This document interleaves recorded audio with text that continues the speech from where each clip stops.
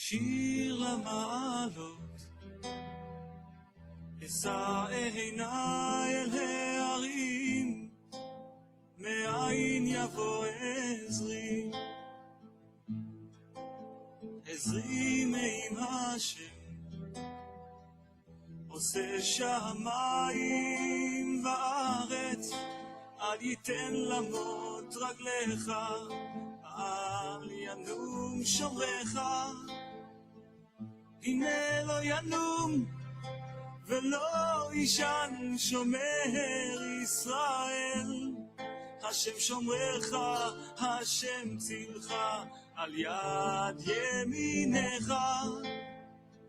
יומם השמש לא יככה וירח בלילה, השם ישמורך מכל רע, ישמור את נפשך, השם ישמור צאתך ובואך, מעתה ועד עולם.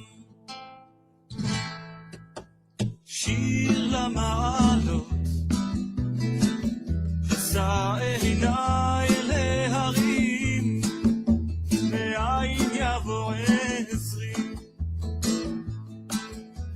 עזרי מעם השם, עושה שמיים וארץ, אל ייתן למות רגליך, אל ינום שומרך, הנה לא ינום ולא ישן שומר ישראל, השם שומרך, השם צילך, על יד ימינך. יומם השמש לא יככה וירח בלילה, השם ישמורך מכל רע, ישמור את נפשך, השם ישמור צאתך ובואך, מעתה ועד עולם.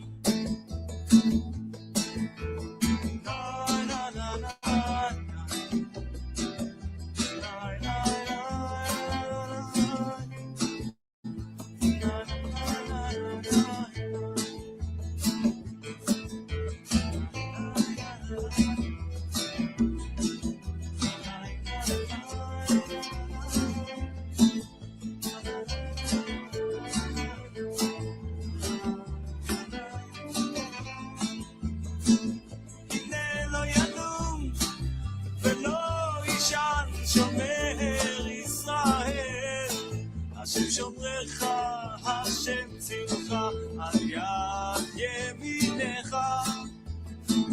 יומם השמש לא יככה וירח בלילה, השם ישמורך מכל רע, ישמור את נפשך, השם ישמור צאתך ובואך, מעתה ועד עולם. אוי אוי אוי אוי אוי, שיר למעלות, אשא עיניי אל ההרים, אוי מאין יבוא עזרי, עזרי מעם השם, עושה שמיים וארץ, אל ייתן למות רגליך, אל ינום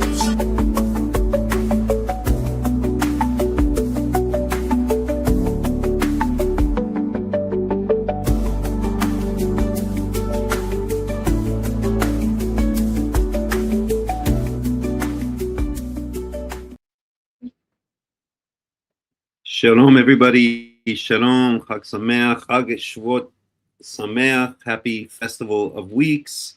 This is Hakham Melech Rahmiel ben Yaakov, and you are attending the Torah study for Hag Shavuoth, for the Festival of Weeks, on the day of, in the civil calendar, May 24th, 2026. And we're going to really do a deep dive into the holiday of Shavuot.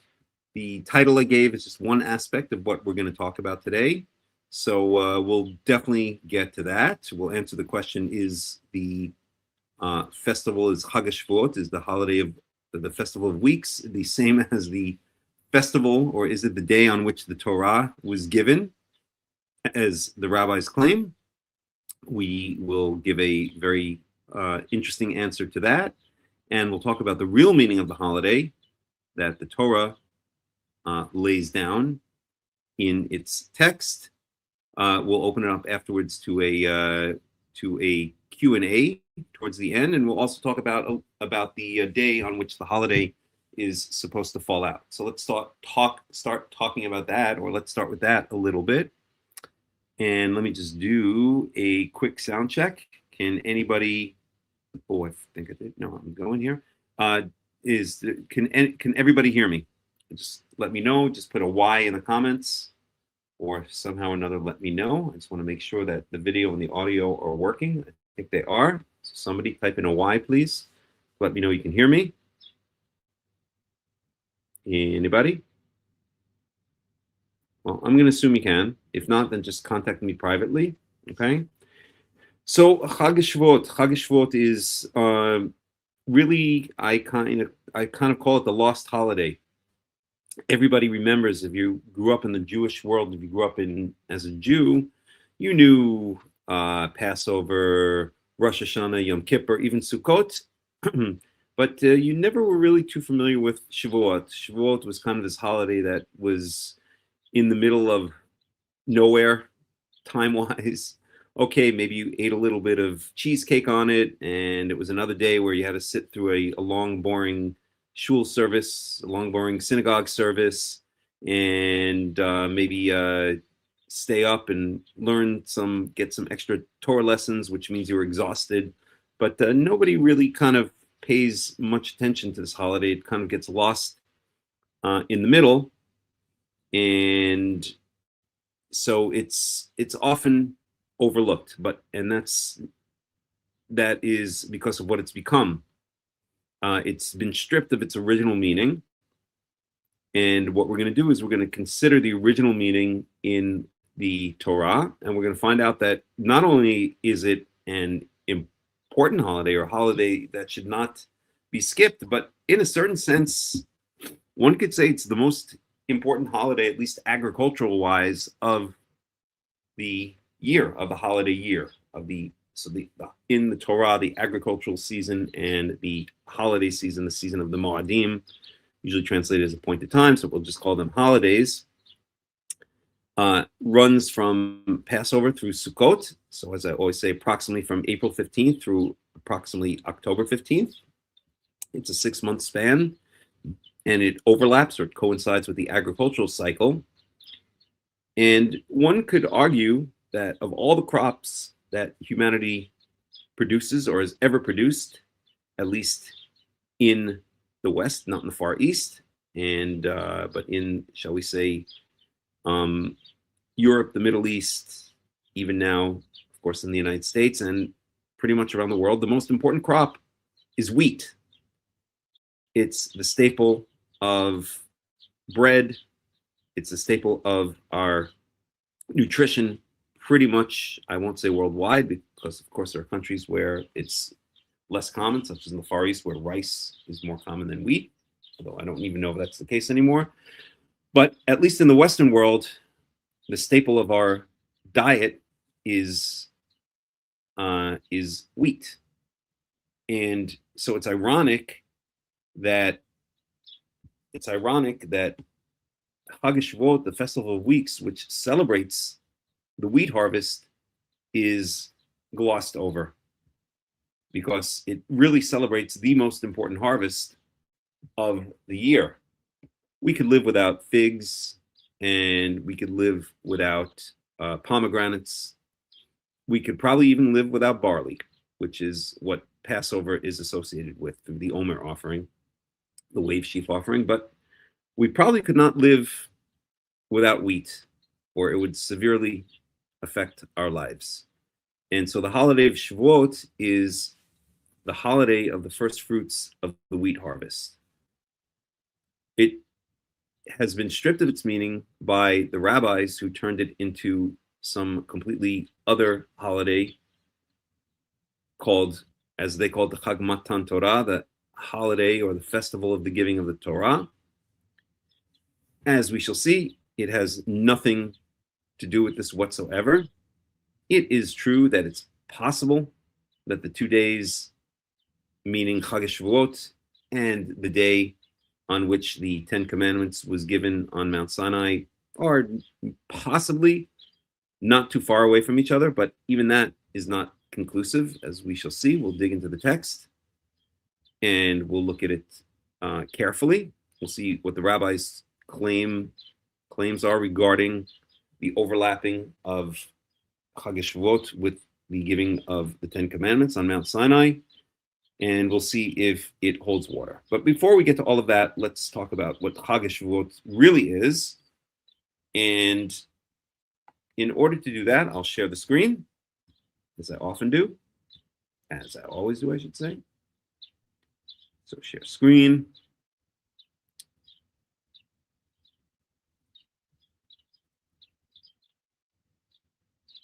Okay, and you guys should be able to see the screen now. We've gone to pretty much the only rabbi I trust. That's Rabbi Wikipedia. There's a new rabbi that I sometimes follow. His name is Rabbi ChatGPT. But even they they make a lot of mistakes, but not as much as an actual live flesh and blood rabbi. So I trust him a little bit more than Rabbi whatever Schnitzelbaum from my local synagogue. At any rate, so yes, I should be more serious, but what can I say? I was always a troublemaker growing up in school as well. A harmless troublemaker, but a troublemaker nonetheless. Okay, so we're talking about the holiday of Shavuot, and let's let Wikipedia kind of guide us, and then we'll bring up the points as they come along. We're not going to necessarily go in the order of the points, but you'll see how it goes. Okay, so Shavuot, which by the way means weeks. So the word Shavua means a week. It's related to the number 7 in Hebrew, which is Sheva. That's Shin Vet Ayin, which is also related to the English word 7. So Shavuot means weeks, and the holiday is called Hag Shavuot in Exodus chapter 34. In Exodus chapter 23, which we'll also look at, it's not given a name, it's just described what is to be done on it.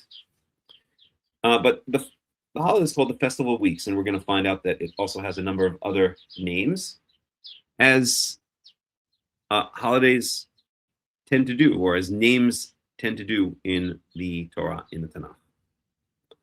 Okay, so it's a Jewish holiday. Yes, we knew that. One of the biblically ordained 3 pilgrimage festivals. So what does that mean?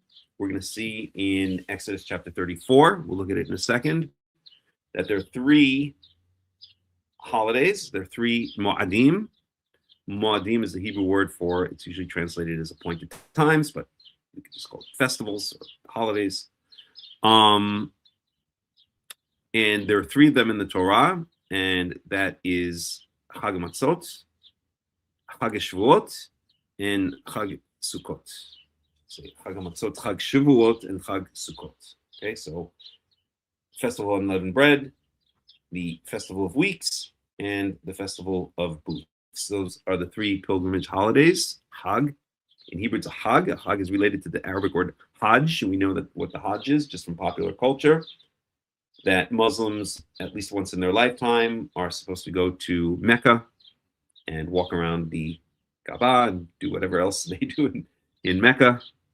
And that is a pilgrimage festival. They make a pilgrimage to Mecca. Okay. All right. So it occurs. So Rabbi Wikipedia tells us that it occurs on the 6th day of the Hebrew month of Sivan. We're going to talk a lot about that. So that is true in the modern day and age, in the rabbinical world. It falls on the 6th day of Sivan. Sivan is the 3rd month of the year, using the Babylonian names. So there's Nisan, which is the 1st month. That's when Passover falls. There's Iyar, the 2nd month.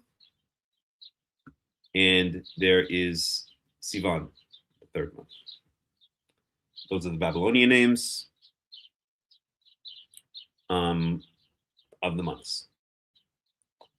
Okay, In the 21st century, it may fall anywhere between May 15th and June 14th on the Gregorian calendar. Fine, fair enough. Don't need to focus on that. And Shavuot marked the wheat harvest in the land of Israel in the Hebrew Bible according to Exodus 34:22. Excuse me for 1 second. I'm just going to grab some water and turn on the light here.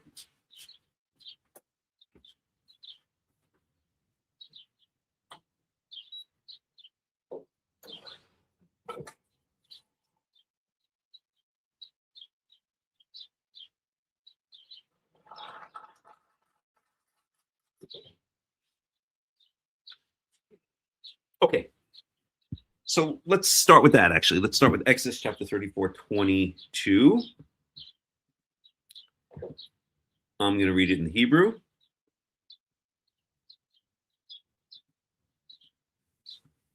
Hopefully this website is cooperating today. It's been having some problems with its Hebrew text, but we shall see.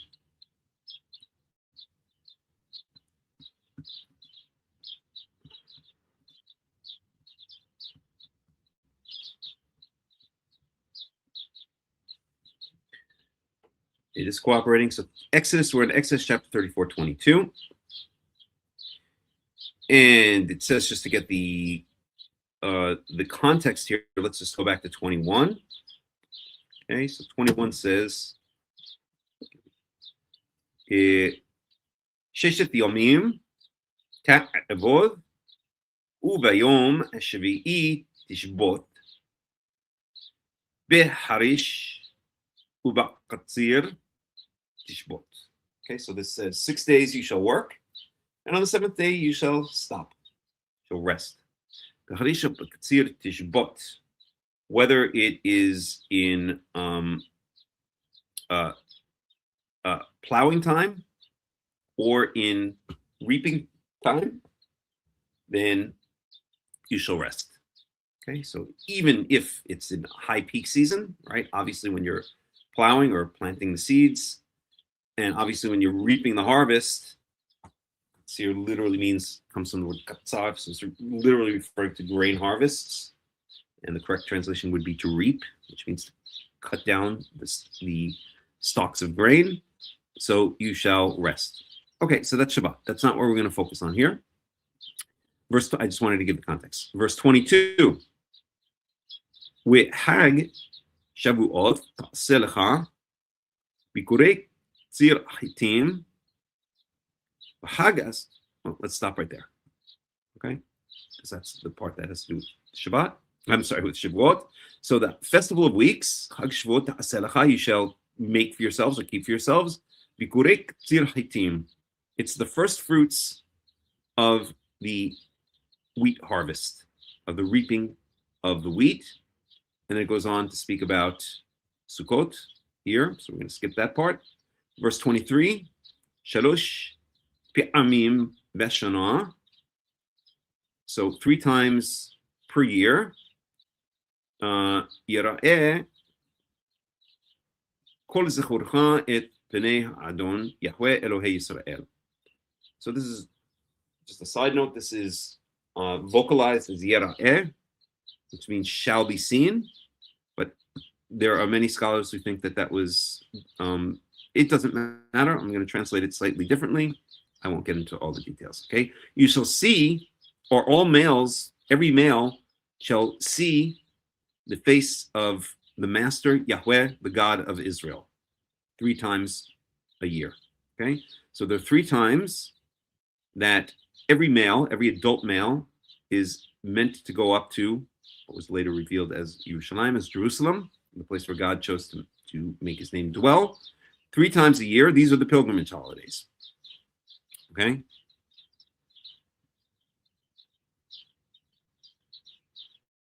And those holidays are, as we mentioned, the first one is mentioned here, Hag Matzot.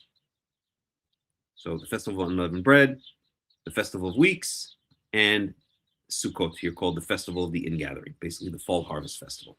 Okay, so every male is supposed to go up to Jerusalem and appear before, or see, quote unquote, not literally see the face of Yahweh, but to appear before Yahweh, essentially. Okay, And so we see that Hag Shavuoth is one of them. The Festival of Weeks is one of them. And we see that it's also explained as to what this holiday is. Bikurei Ktsir Chitim. It's the first fruits of the wheat harvest. Okay? Bikur is translated as first fruits, but it's related to the word Bechor for firstborn. We're going to talk a bit about this word. Okay? So we see here that the origin is the firstborn. We know that the firstborn has the idea or the concept or stories about the firstborn have a major role within the Torah and throughout the Tanakh, for that matter. But this is not directly related to the idea of a firstborn son or a firstborn child. It's just the same root.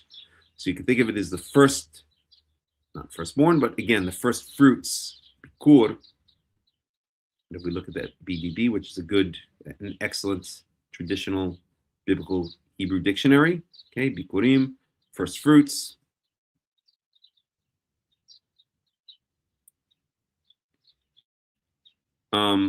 And we'll get to Leviticus 2 and Leviticus 23. So it's the first fruits. So what's the idea of the first fruits? As I always like to say, Yahweh, he gets the first and he gets the best. Okay? Before we eat of a harvest, right, and the harvests are in the yearly cycle. So again, Chag Matzot, the festival of unleavened bread, is associated with Passover. I said that incorrectly. I mean, I didn't say it incorrectly, but I didn't add any extra information. That was a circular definition. What I meant to say is the barley harvest is associated with Hag Matzot, the festival of unleavened bread. The wheat harvest is associated with Hag Shavuoth, the festival of weeks. That's what we're celebrating today. And the fall fruit harvest is associated with Hag Sukkot. So that's the ingathering of the other fruits. 5, so there are 7 species that are mentioned in Deuteronomy 8:8, and 5 of them are fruits. That includes olives, pomegranates, figs, dates, and grapes. So Sukkot celebrates the ingathering, the fall harvest holiday that many cultures have to this day, of the closing of the agricultural season, the closing of the harvest season, and the ingathering of those fruits. So that is not, Sukkot is not a first fruits holiday. It's a last fruits holiday. It sweeps up the end of the agricultural year. It's a fall harvest festival, among other things. Okay, but Chag Matzot, the festival of unleavened bread, which is associated with the Omer offering, is associated with the first fruits of the barley harvest. If you live in the land of Israel, or really, I don't know about anywhere in the world, but in many places, if you're familiar with the different grains that grow, you'll see that barley, at least, again, I can't speak for the entire world. I have lived in Portugal for 4 years. It was the same there. Barley will come up before wheat. Barley is the first grain that is ready to be harvested in the springtime. And so it's associated with Hag Matzot, which falls out on the 15th, begins on the 15th of the first biblical month in the springtime, right? So at around, again, April 15th, give or take, something like that, okay? And then about a month and a half later, if you live in Israel, you'll see that the wheat is ready to be harvested. And that is what Hag Shavuoth, that's what the Festival of Weeks is associated with. If you ever forget what the Festival of Weeks is associated with, then just call it the Festival of Wheat. It doesn't work in Hebrew, but it works in English. Festival of Weeks is the Festival of Wheat. We're celebrating the beginning of the wheat harvest, which will continue by the time that all of the wheat is processed. And there was a whole way in which wheat was processed in ancient times. They would cut it down. They would allow it to dry. Then they would thresh it. They would smack it on the floor or have it somehow try to separate the wheat from the chaff, or that was threshing actually, and then it was winnowed.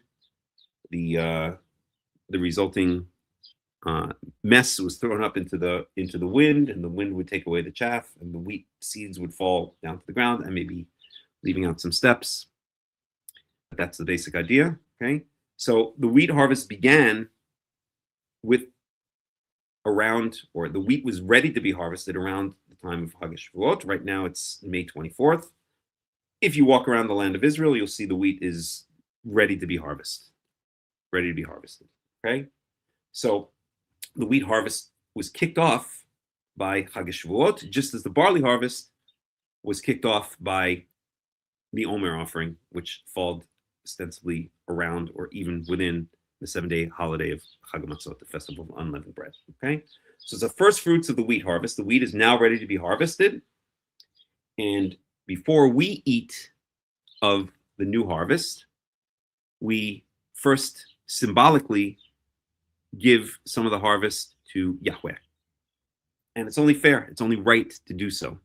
He's the one who provided us with the harvest through his kindness, his blessing, his wisdom in allowing plants to grow in the first place, and all that he does to make this very complex world and universe run. So it's because of him that we even have the wheat to begin with. We should not forget that. We should acknowledge that. We should thank Yahweh for that. And Hag Shavuot Sameach, Hag Shavuot, Martha, nice to see you.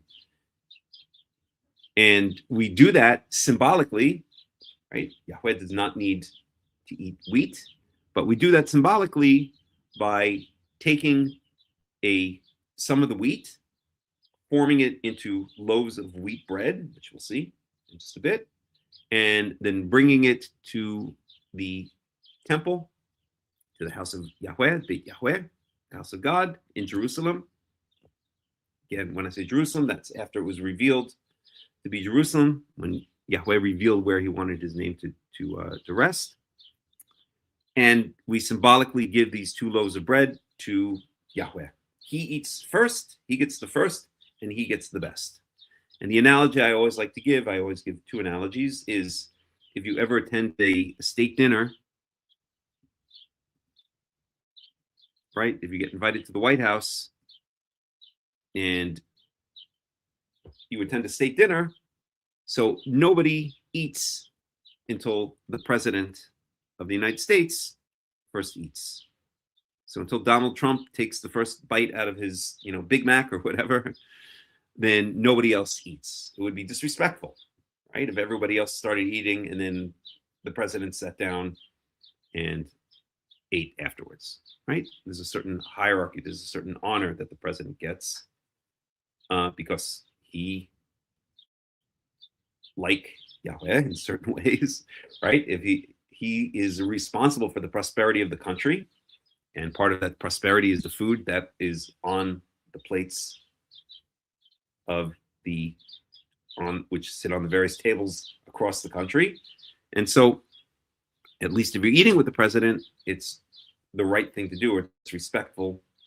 It's the correct thing to do, not to eat until he first eats. So, while Donald Trump is certainly not God, it illustrates the idea. Another illustration that I always give is if you ever go to a traditional Jewish Shabbat meal, Friday night meal, then generally what you'll see, especially if it's Orthodox Jews, you'll see that they will make the blessing over the bread. That's the way it goes. One of the few rabbinical blessings that I actually say amen to, because there's nothing heretical in it.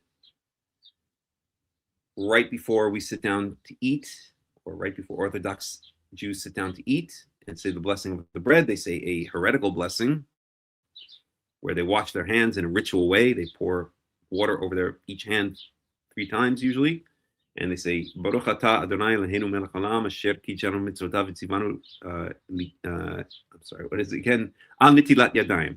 They basically say, "Thank you, God, for commanding us to wash our hands before the meal." Well, Yahweh never commands anybody to wash their hands, or that's not exactly true. He commands the Kohanim, the priests, to wash before they administer the sacrifices. So I just had a long talk with, I don't know if he wants me to mention his name, so I won't, but somebody who is an expert who's produced a PhD thesis on the transfer of power from the Kohanim, from the priests to the rabbis, and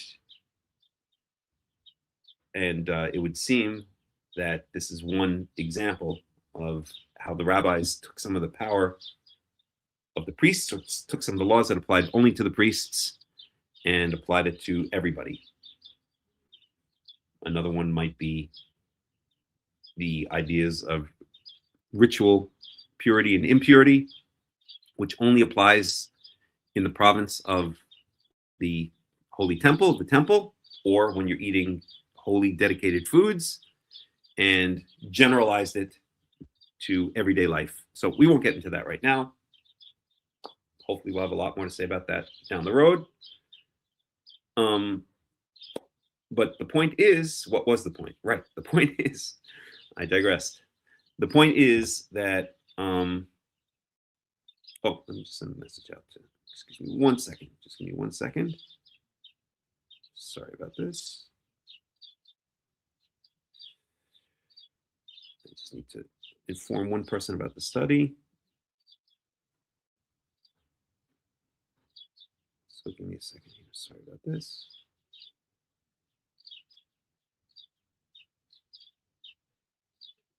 There we go. So, right, the point is, if you go to a traditional Jewish household on Friday night, you will see that the head of the household, usually the father or the patriarch of the family, will say the blessing over the bread, and then he'll rip the challah, the bread, and he'll take the first bite, and only after he takes the first bite does the bread get passed around to everyone else sitting at the table. Okay, and even there's usually a hierarchy. Usually it's the wife second, then the guests, then the children. But the point is that nobody eats of the challah, nobody eats of the bread until the head of the household has first eaten of the bread, which also makes sense. He was the one who organized the meal. He's the one who's paying for the meal, even if his wife is the one making all the money or making more money than he is. He's the head of the household. He's the symbolic head of the household, right? He makes it all happen. He's the CEO of the household.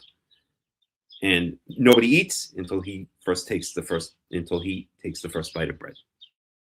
And that's the idea of bikurim, of the first fruits, again, related to the word bachor, firstborn. Just as the firstborn has a special place within the family. I happen to be the firstborn of my siblings. The fact that I'm not given the respect of the firstborn is a whole other story, but we'll worry about that another time. Many of you are psychologists, and no, I'm joking. I'm fine with it. At any rate, neither here nor there. So the first fruits is the special first portion that's given symbolically to Yahweh, and that's what Hag Shavuoth is all about. It's the first fruits of the barley harvest. Okay. Shalom Vanya, shalom Christian. In Poland, for example, barley is ripe at the end of June or middle of July. Okay, interesting. And when is the wheat ripe in Poland, Christian? All right, so far pretty clear, I hope. So that's Exodus chapter 34. We could check in with Robert Alter to see if he has anything to add. You know, I like to use him as a kind of go-to commentary. As I always say, his commentary is good, it's accessible. So let's see if he has anything to add. So we're going to go to Exodus 34.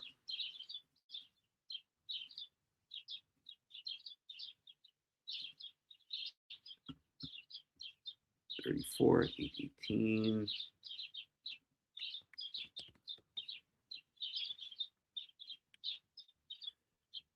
Okay.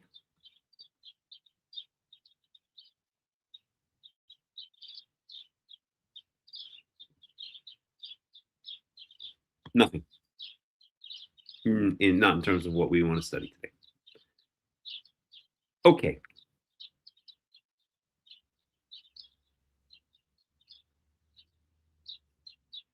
And then there's a statement here. This is not relevant specifically to Hag Shavuoth, to the festival weeks. It's relevant to all of the pilgrimage holidays, the 3 pilgrimage holidays.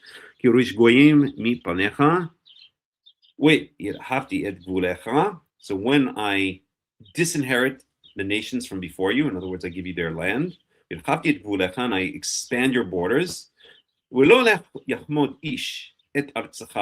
No person shall lust after your land, or shall be able to fulfill his lusts, lusting after your land. When you go up to see, I'm deliberately mispronouncing that based on research that I've done. So so when you go up to see the face of Yahweh Elohecha, your God, 3 times shalosh pa'amim mishana. So in other words, what this verse is saying is, don't worry about leaving your territory, your property unprotected. Nobody is going to touch it. I'll protect you. So no matter, even if your land expands, that you have to be far away from your home to go to Jerusalem. As I live here in the Golan Heights, it's about a 2.5 hour drive by car to Jerusalem. Then I should not worry, or nobody should worry about leaving the mass exodus of all the males, of all the fighting age males, because that's what it says here, right? All of your adult males shall go up to the pilgrimage holiday. So who's going to be left behind? The women and children. Don't worry about it. Yahweh says, I got it covered. I'm going to protect your property. Okay. Where I live in the Golan Heights, it's a very beautiful thing. I never have to lock my door. Door always stays open. Maybe I shouldn't say that publicly. Now maybe I have to start locking it, but no.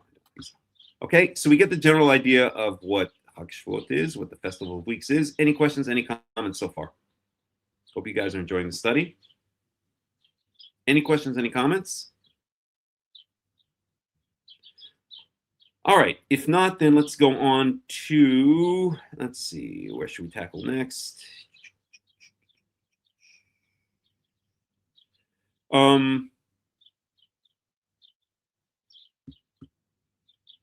One second here.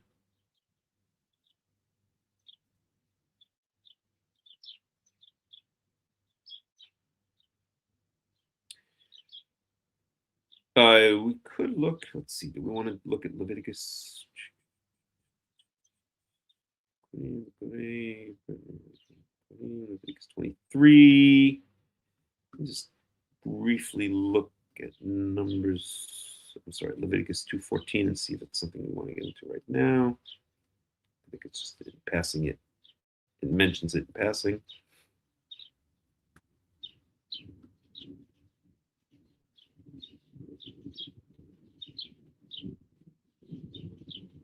No, it's not relevant to what we want to deal with right now. I'll just read it anyway.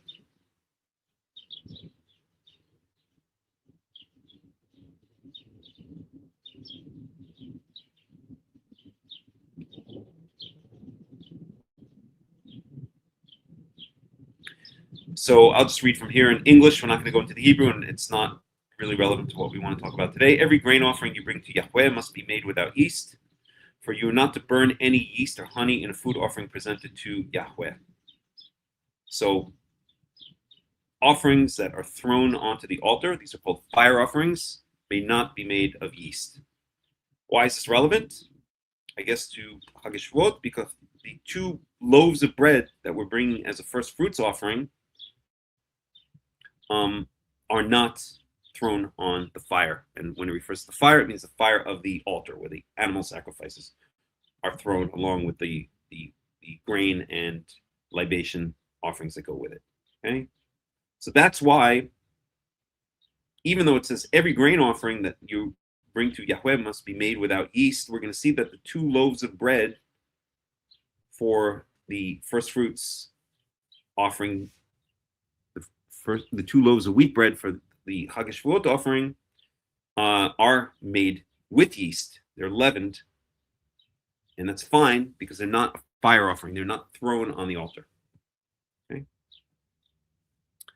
You may bring them as an offering of the first fruits, but they are not to be offered on the altar as a pleasing aroma. So that we have that here explicitly. Okay, so leavened bread or leavened bread may be brought as a first fruits offering, but it cannot be thrown on the altar. It can't be a fire offering. Season all your grain offerings with salt. Do not leave the salt of the covenant of your God out of your grain offerings. Add salt to all your offerings. We won't get into that right now, but very briefly, there might be two reasons for this. Salt is, so here it even says, the salt of the covenant, right? So salt is long lasting. It represents perhaps not eternity, but something that is solid, right? That doesn't disintegrate quickly. Or the other, and I think the more clear explanation is you don't give Yahweh tasteless bread. Bread doesn't taste good without a certain amount of salt, so you add salt to it, right? We're giving him the good stuff. Okay, but at any rate, we're not going to focus on this. If you bring a grain offering of first fruits to Yahweh, offer crushed heads of new grain. One second, let the planes pass.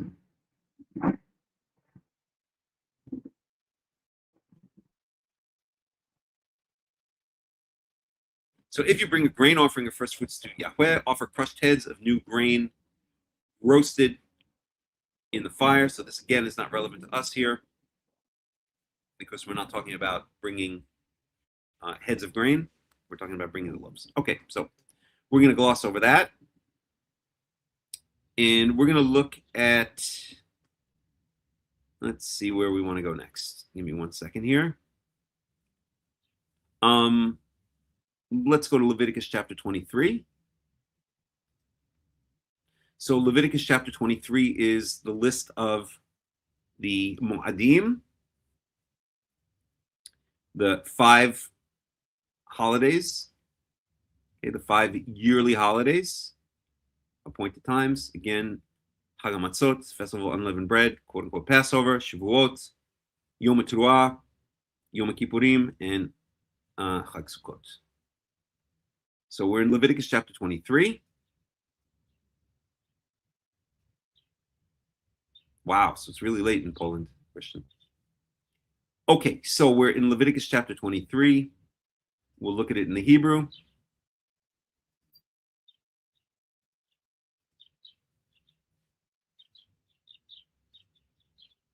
And see what we got. So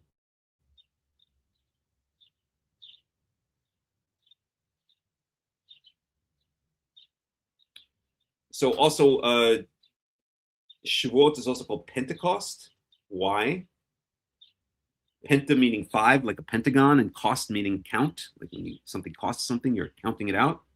Okay, so it's a count of 50, really. And we know, although I'm not going to focus too much on this aspect of the holiday, but we will touch on it. So we know that the holiday falls out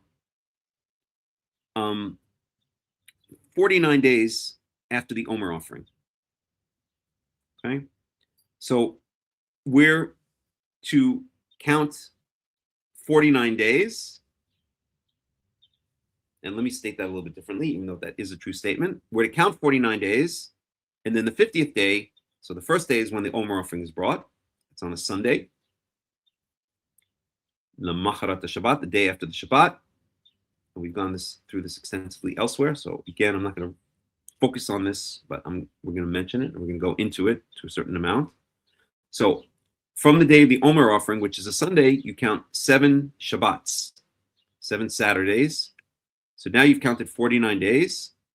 And then the following day, which again will be a Sunday, today's Sunday, is the day of Shavuot. And we're going to see that here. Okay. So we're in verse 15. We're in Leviticus chapter 23, verse 15. Feel free to follow along in your own translation if you wish. And actually, didn't I learn something? Wait a second. I think I could do it. I don't remember how to do this. Yeah. 1 second. So I do this. Let me just play around with this. Open link in split view. Let's try this if it's not too difficult.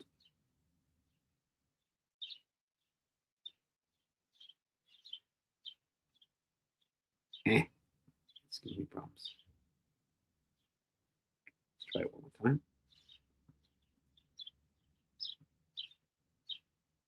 I don't know why it's giving me problems now.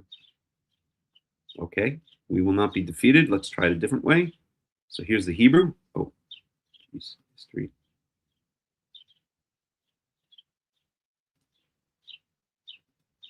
Let me try one more time because I think this will make it a little bit easier for you guys to follow along. Let's try opening this in split view.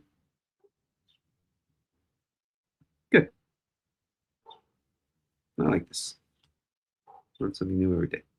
Okay, so we are in Leviticus chapter 23. Can I move this to the other side? I don't think so. I don't know what I can do. I'm not going to fool around with it lest I mess it up. Okay, so I'm sorry. We're in Leviticus chapter 23, verse 15. Okay, and I'll see if I like this view. If not, then I'll go back to my just Hebrew. So I'm reading in the Hebrew. Sfartem lachem mimaharat Shabbat Shabbat miyom havi achem et omer hatenufa. Let me translate up until there. We have here this little wishbone thing that's called an etnach. That's kind of a semicolon. So count for yourselves. I don't know why, but it's driving me crazy that it's on the left and that's on the right. Hold on a second. Let's see if I can move it over. Can I move it over? I can close it. Oh, I can make it bigger, but I don't think I can move it. All right, I'll try to overcome it.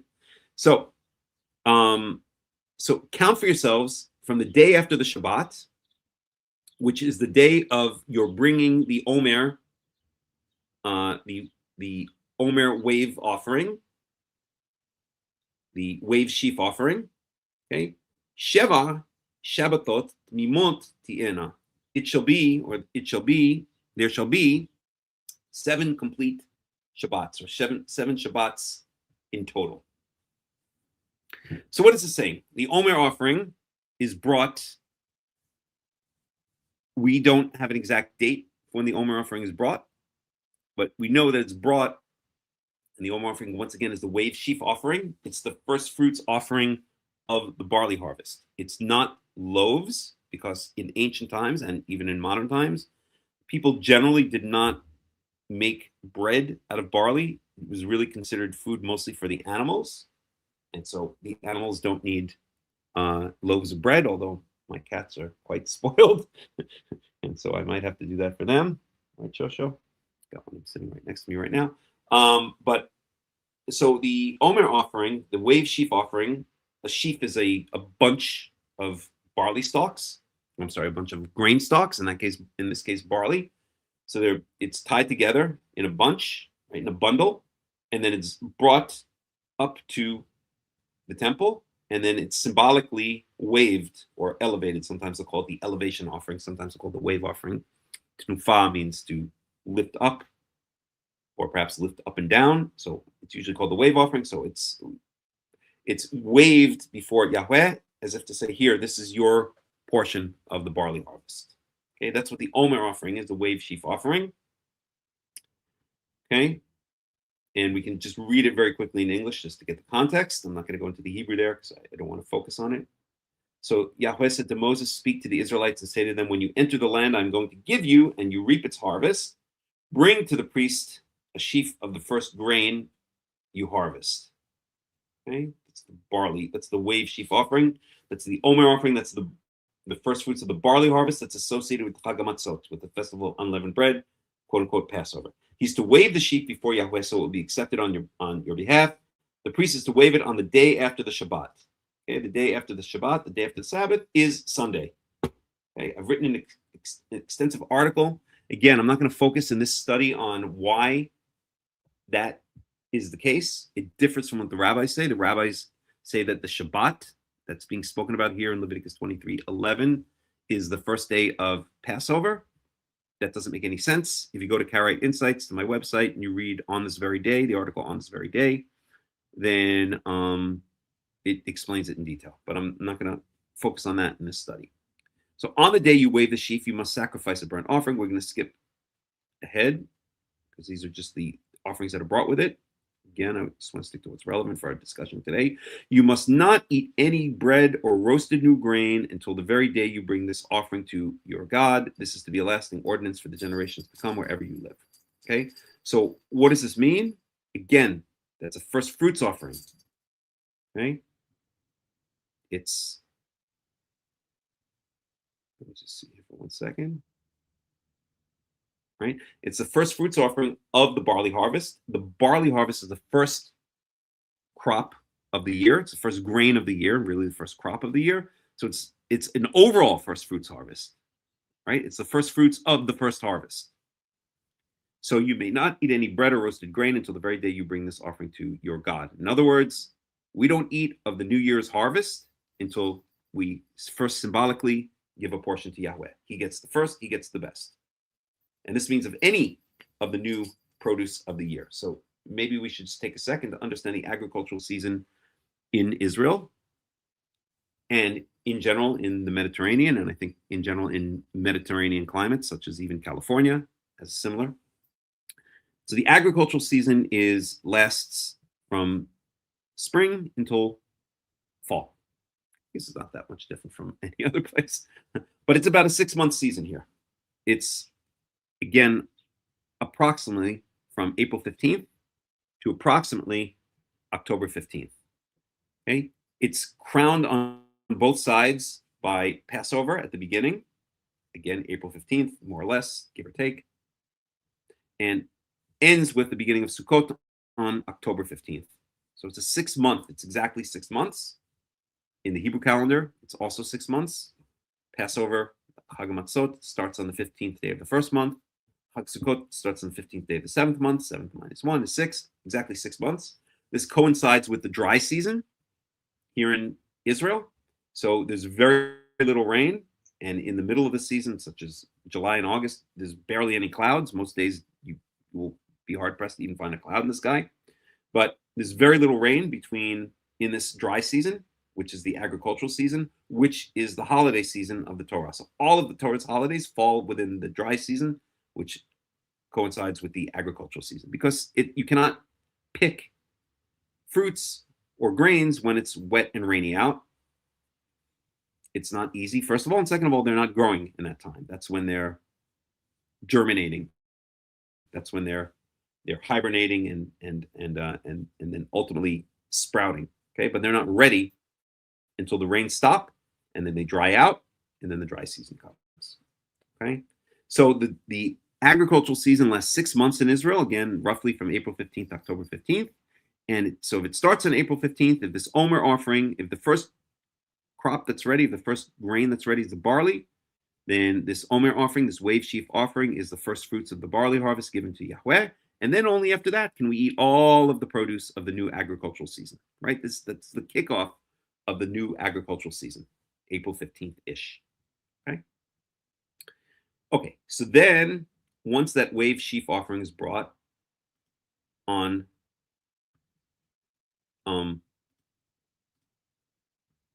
or around the 15th of April, again, these are rough dates. I'm just trying to make things straightforward, okay? But once it's brought around the Passover holiday, around the Hag Matan Torah, on a Sunday, okay, now we can eat of the barley and all of the subsequent grains, although wheat is going to have its own holiday, right? That's what Festival of Weeks is. But then we count 7 Shabbats, right? So if it's on a Sunday that we're bringing the Omer offering, that's day 1, 2, 3, 4, 5, 6, 7 is going to be Shabbat. 14 is going to be Shabbat, so on and so forth. The 7th Shabbat will be the 49th day. That's a Shabbat. That's a Saturday. The next day is the 50th day. That's Hag Shavuoth, and that's when we bring, well, let's read it. Okay, so verse 16, I'm going to read in the Hebrew now. Okay, so I'll go back to verse 15.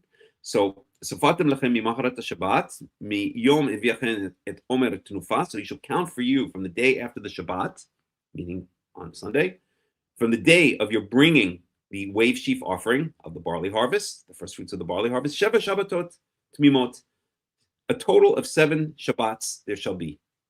Okay, Ad mimaharat Shabbat Shvi'it, until the day after the 7th Shabbat. Tisparu Hamishim Yom, you will have counted 50 days. So that 7th Shabbat is going to be the 49th day. The day after is going to be the 50th day. Okay, what do you do on this 50th day, which is also Sunday? That's today. Mikrabtem minha hadasha liyahweh. You shall bring a new grain offering to Yahweh. What is this new grain offering? This is the wheat, the first fruits of the wheat harvest. The Omer offering was the first fruits of the barley harvest. This new grain offering is of the wheat harvest. That's what it's meant by. Okay, it's a new grain offering. It's different from the barley, the Omer offering, which was a barley offering. Okay. Verse 17, Mi mosh votechem taviu lechem tnufa shtayim shne esronim solet ti'ena hametz ti'afena bikurim liyahweh. Let's pick this apart. There's a lot in this verse. One could say this is even maybe the key verse to explain what we're doing on Shavuot. So from your habitations, from your dwelling place, and from your cities, I'm going to translate it as from your cities, towns, or villages, wherever you live. What does that mean? It's a pilgrimage holiday, right? Taviu, you shall bring to where? To Jerusalem. Okay, again, that which was later revealed to be Jerusalem. Okay, before Jerusalem existed, or before Jerusalem was chosen as the place where Yahweh caused his name to dwell, then it was wherever the Mishkan was, wherever the Aron Brit, wherever the Ark of the Covenant was. So Shiloh, I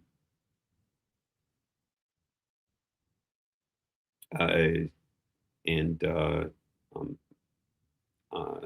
the name of the place. It doesn't matter. All the different places that the Ark of the Covenant was, but eventually it was a permanent house was made for Yahweh by Solomon. David requested, he wanted to build a permanent house for Yahweh. Yahweh said, no, there's too much blood on your hands, your son will build it, and it was built, of course, by Solomon. I watched a fascinating video. It's in Hebrew, so I don't know if it's relevant to any of you guys. There may be Hebrew speakers here, but today by a biblical archaeologist named Joseph Garfinkel. He must have some stuff in English. And he spoke about in detail the layout of both Solomon's palace area and also the architecture of the Beit Yahweh, of the house of Yahweh, the holy temple. Okay, at any rate, so from wherever you live, from your cities and towns, you shall bring lechem tnufa. You shall bring bread, wave bread. Okay, so before we had the omer tnufa, okay, the wave sheaf. Sheaf is a bundle of barley grains, or grains, in that case barley. Here we have the lechem tnufa. So we have not the wave sheaf, the wave loaf offering, okay, or the wave bread offering. Okay, so that's the difference. That's the similarity and the difference. The similarity is it's a tnufa. It's the same word that was used before, a wave or an elevation offering, right? We take the 2 loaves of bread and we lift it up towards Yahweh and we say, here, Yahweh, this is your bread. You eat first before we touch any of the grains of the wheat harvest. Let me just check in and see if there are any comments or questions. Seen so far.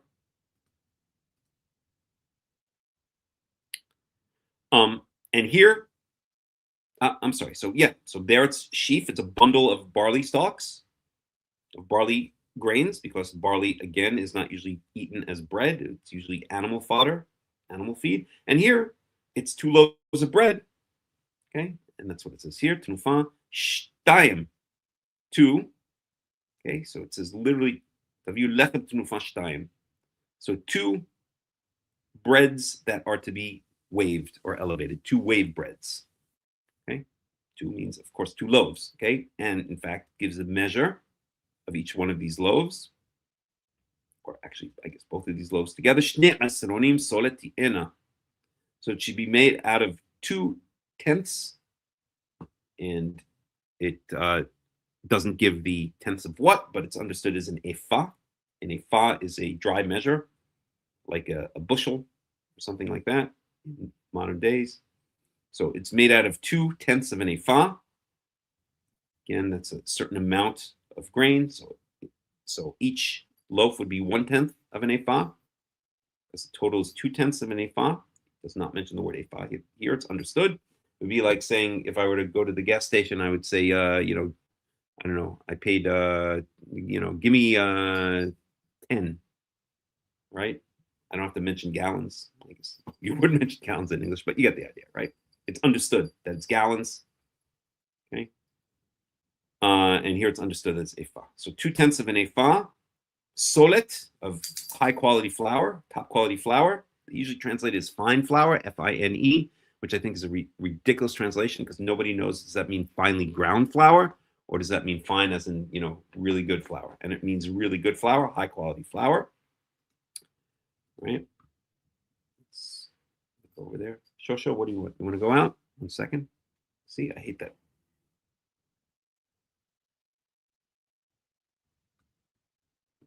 One second.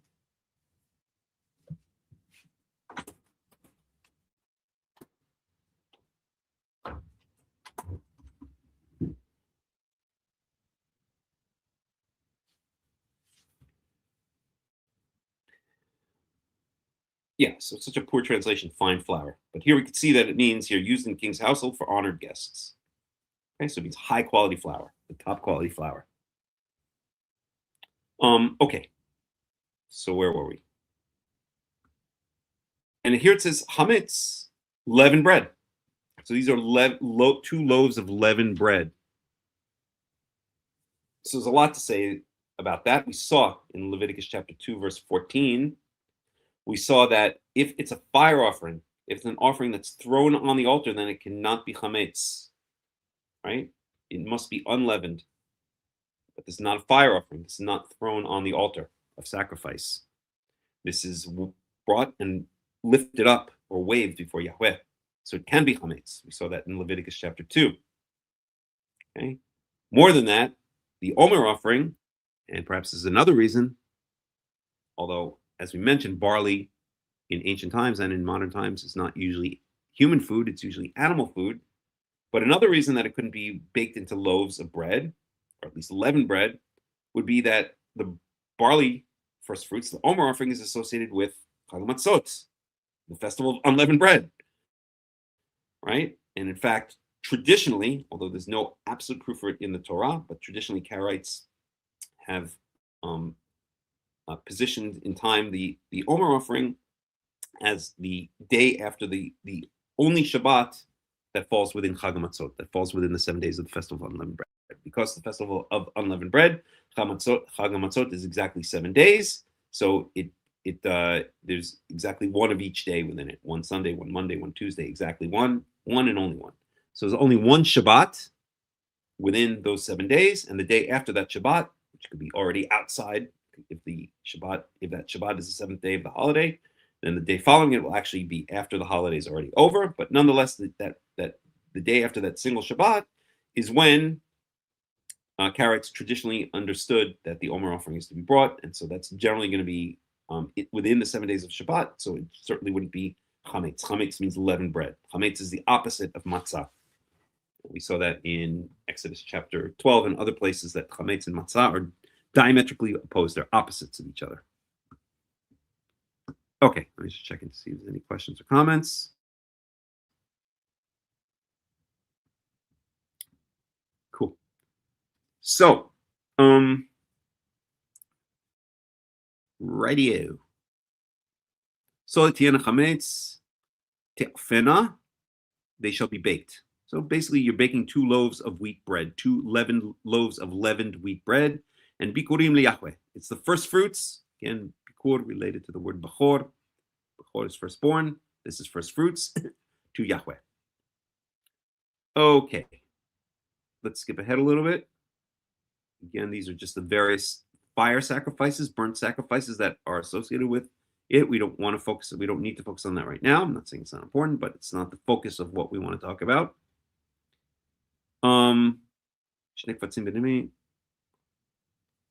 So we're going to go down now to verse 20.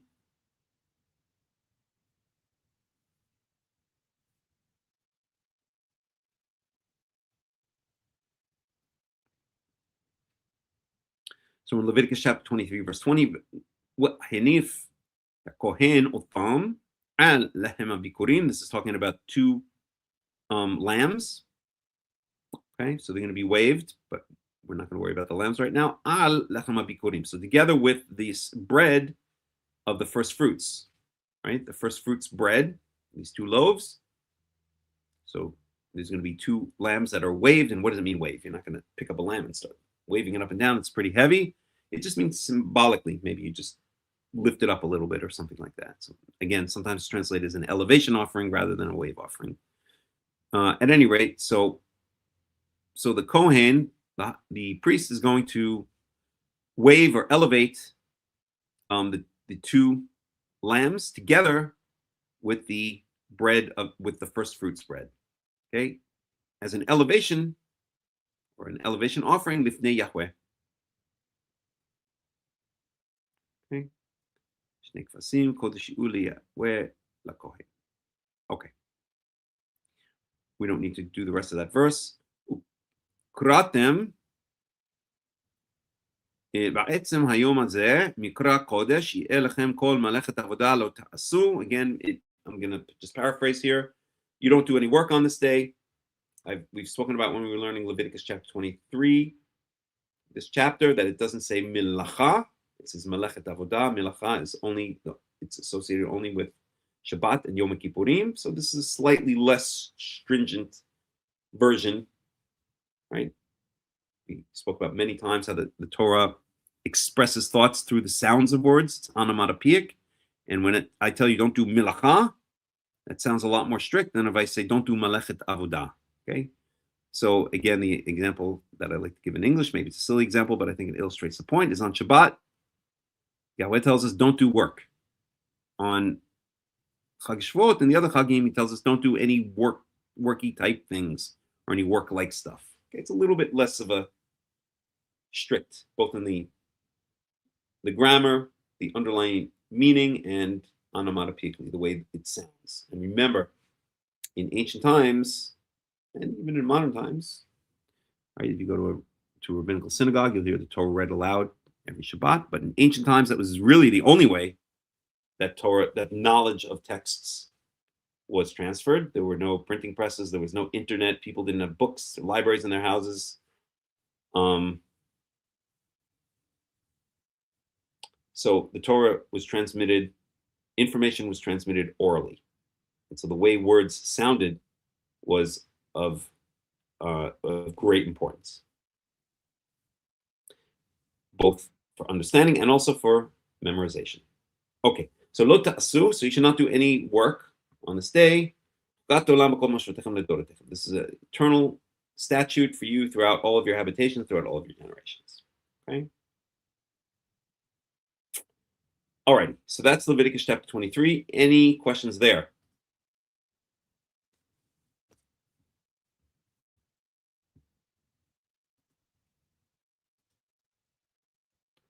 Okay, let's go on then to, let me close this out.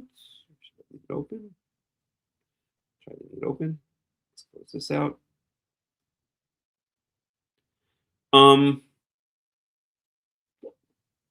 Okay, let's go back to Rabbi Wikipedia.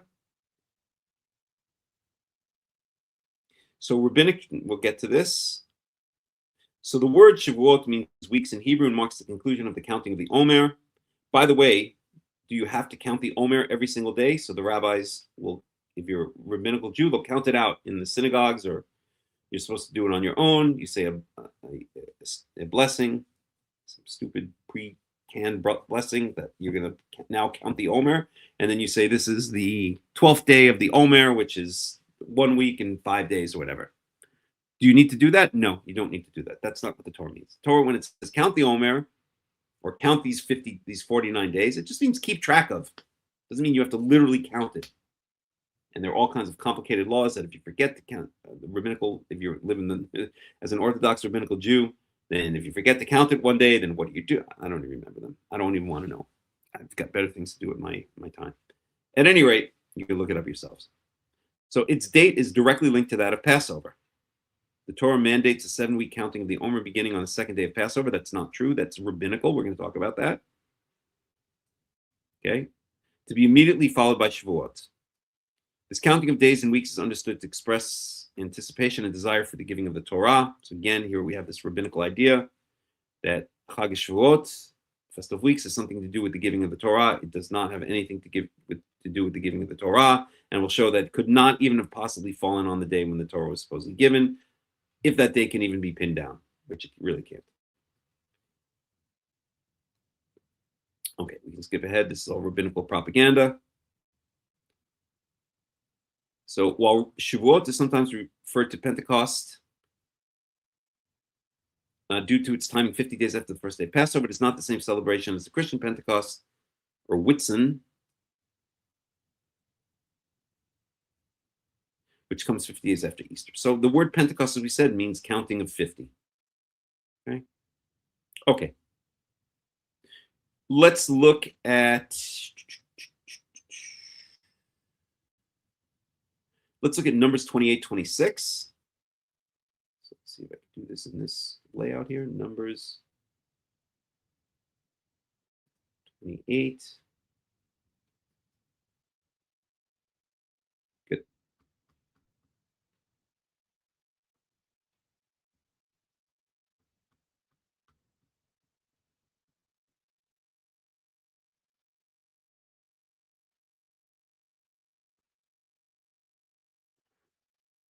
So this really has to do with various sacrifices. That's the focus here. Okay, but we're still going to go through it. So Numbers 28, 26. Let me bring it up here in the English. This is great. I like this new system. Although I wish the Hebrew was on the right and the English was on the left. I've had worse problems in my life. Okay, 28, 26. Okay, so here we have again. So before the context is we're speaking about various offerings, various sacrifices. Okay. So the daily offerings, the Shabbat offerings, the monthly offerings.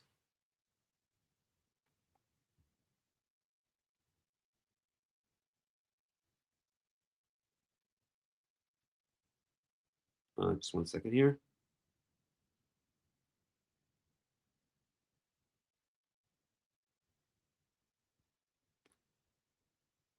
The offering on the Passover, the offering on Shavuot.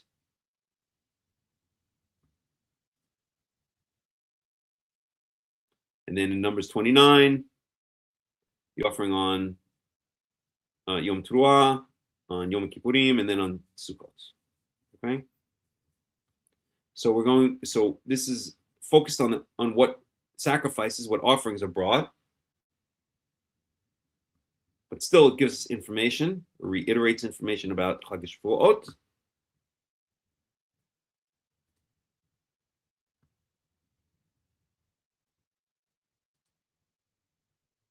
And we're in verse 26. So, וביום הביקורים בהקריבכם מנחה חדשה ליהוה. So on the day of first fruits. So this is now called the day of first fruits. When you bring forth a new grain offering, again, that's referring to the 2 loaves. Right? We saw it in Exodus 23. It's called the Mincha Chadashah, a new grain offering, liyahweh, to Yahweh, b'shvuotechem, literally on your weeks. So we see here the holiday name Shavuot embedded here. Okay, so on your weeks, meaning at the culmination of those 7 weeks that you've counted. Okay, here they translate it as during the festival of weeks. I don't really like that translation. Okay, at the culmination of your weeks, of the weeks that you've counted, Mikra Kodesh, a holy convocation, meaning it's declared as a holy day, a holiday.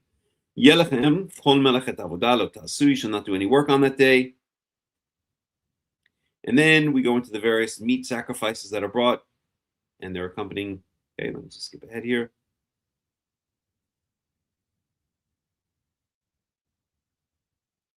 So these are the various meat sacrifices, and they're accompanying grain sacrifices. Okay.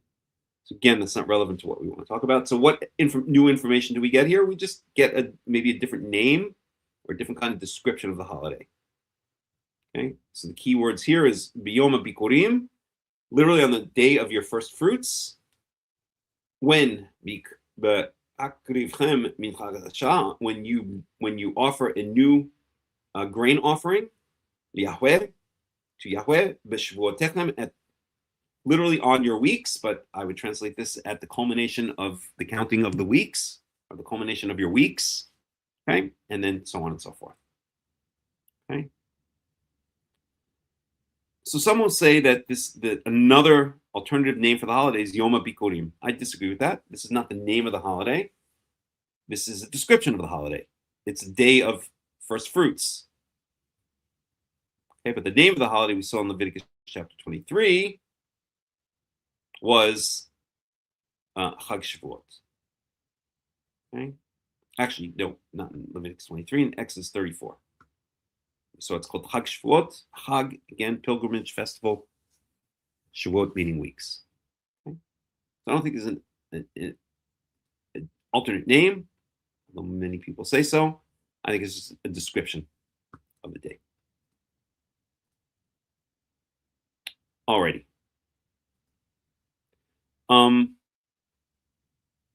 Then we can go to, well, let's see here. There we go.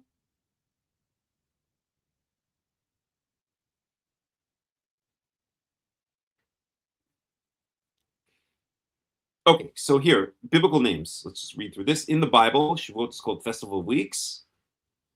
Exodus 34:22, Deuteronomy 16:10, Festival of Reaping.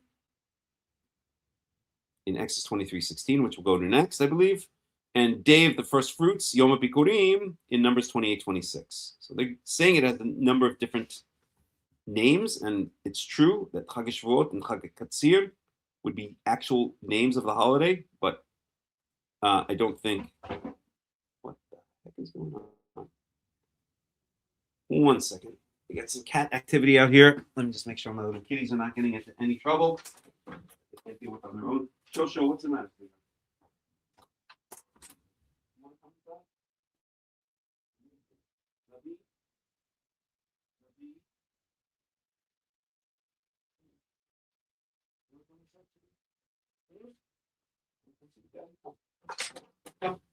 Come, baby.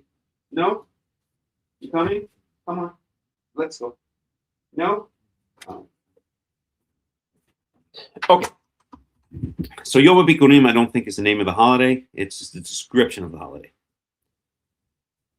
Alrighty. So let's go to Exodus. Where do we go?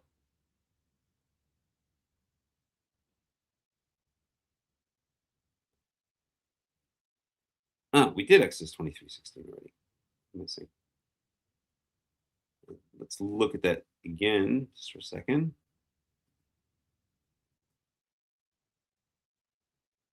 No, we didn't. We did Leviticus 23. We didn't do Exodus 23.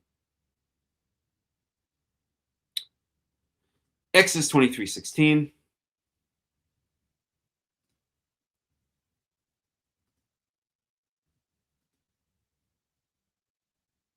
I like this new system. It's growing on me. And let me just check in to see if there are any questions.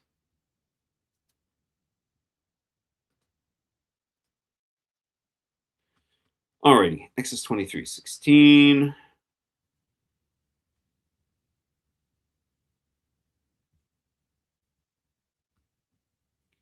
We'll start in 14. So just as we saw in Exodus 34, a description of the three pilgrimage holidays. Okay, so again, here we're going to have three pilgrimage holidays. We're in verse 14.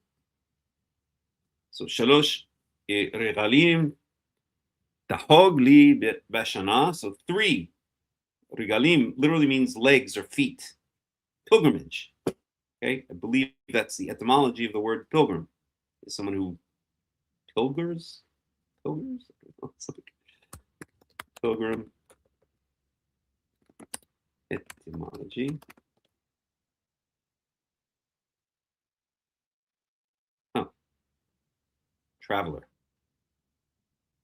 Per and ager, agriculture.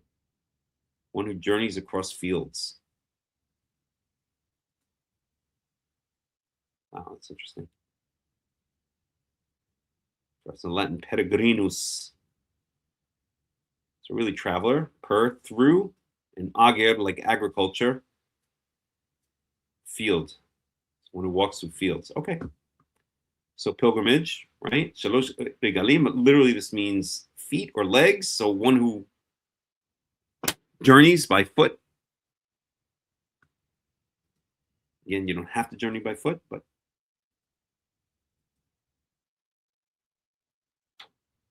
okay.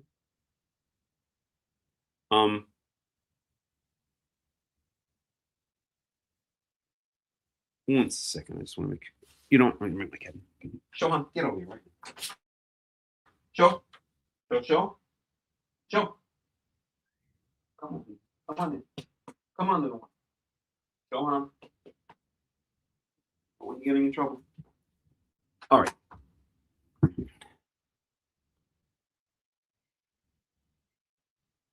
A lot of cat activity going on out there, but I don't think it's any of my cats. Okay, at any rate, so I can't find that meaning there, but it doesn't matter. Okay, so you get the idea. Shalosh igalim. So 3 pilgrimage holidays. Tachog li b'shana. You shall Tachog again has to do with a pilgrimage holiday. So trying to think of a good translation here. This is a horrible translation.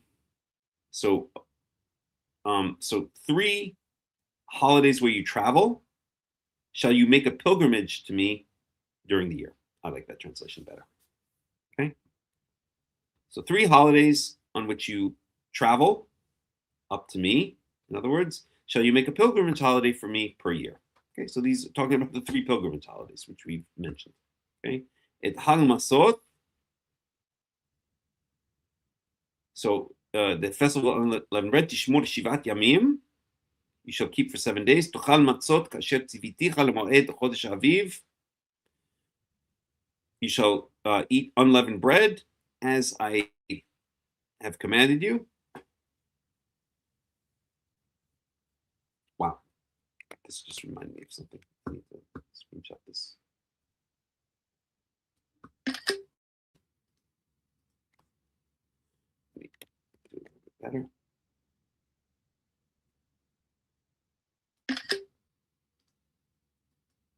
Okay.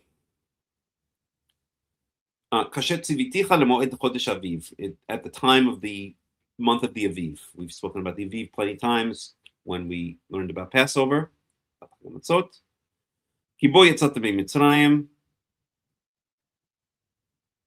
Because at that time you went out of Egypt, and you should not see my face empty-handed. Okay? In other words, when you come up to me on Chag Matzot, bring me gifts. Okay, bring me offerings. It's only fair. Hag Katzir, and now this is talking about Shavuot. Hag Katzir, Hag Katzir. So on the festival of reaping, reaping is the correct English word. Reaping literally means cutting down grain, standing grains. Okay, Katzir means to cut or to cut short. Katzar means short. So Katzir means the festival of reaping. Bikurei ma'asecha, the first fruits of your efforts, asher tizra b'sadeh, which you have planted in the field. Okay? So this is again referring to Hag Shavuoth.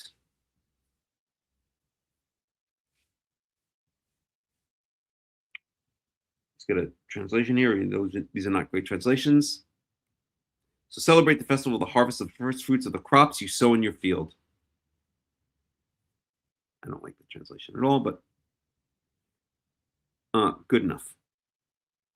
Okay, V'chag Asif, and then we go on to, this is Sukkot, the festival of the ingathering, the fall harvest festival. But Tzeit Shana, when the agricultural year ends, when you gather in the fruit of your labors from the field. So the verse that is relevant to us is half of verse 16. Hag Katsir, the holiday of reaping, or the pilgrimage festival of reaping. Bikurei ma'asecha, the first fruits of your or the first of the fruits of your efforts, or the first fruits of the fruits of your efforts, tizara b'sadeh, that you planted in the field, right? So tizara b'sadeh, this means which you planted or seeded, put seeds into the field, right? So this is clearly referring to grain, because you don't plant apple trees. I mean, you do, but you only do it once, and then that's it. But here with grains, with barley, with wheat, you reseed each year. We've spoken before about the Gezer calendar. I'm not going to go into it right now, but it speaks about the season of sowing seeds. Okay, so each year, new seeds are sown for the grains, for the barley, the wheat, whatever else they grew, oats, spelt, rye, whatever different grains they had, but mostly barley and wheat. Those are the two grains that are mentioned in Deuteronomy 8:8, the so-called fruits of the land of Israel. So this is clearly referring to grains. Okay, and we also know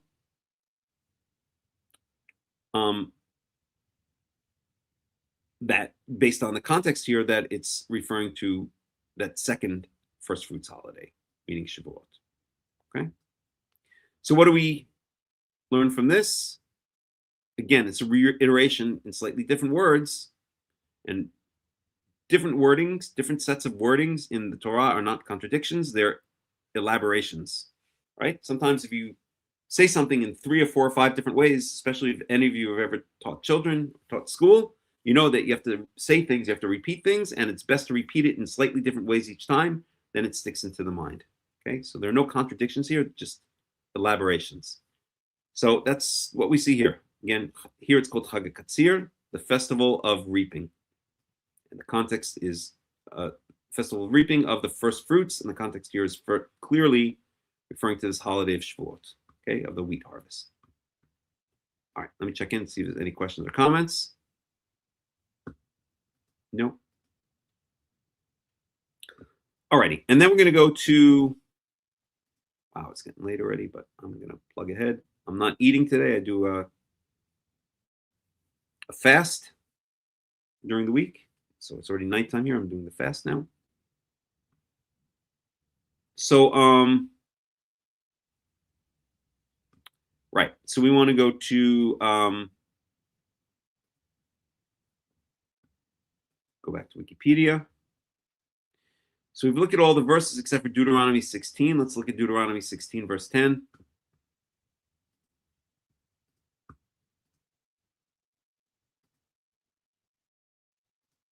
I like this new system. It's growing on me.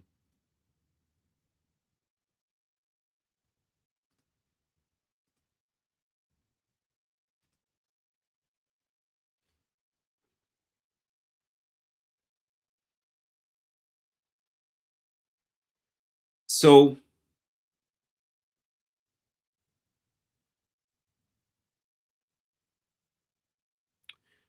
Deuteronomy 16 mentions 3 holidays, and these are the 3 pilgrimage holidays. Right? These are the 3 Hagim. It doesn't mention Yom Teruah,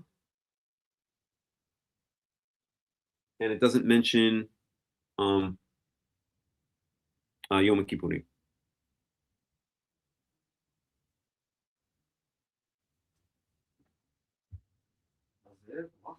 אתה מחפש אותם? כן.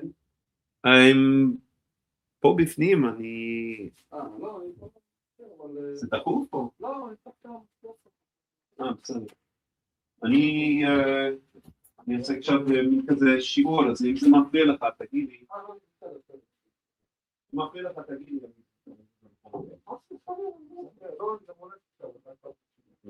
בסדר. Okay,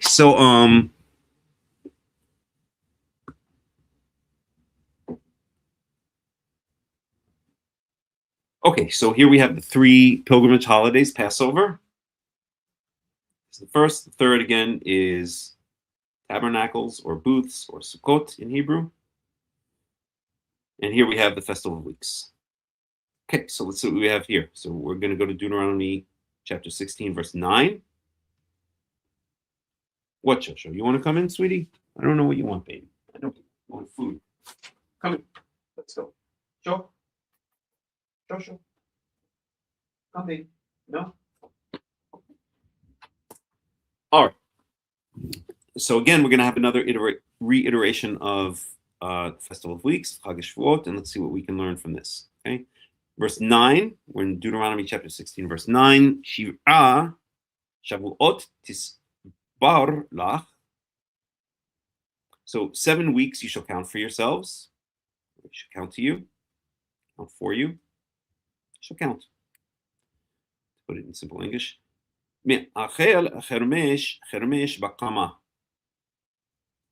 So this is a very interesting phrase.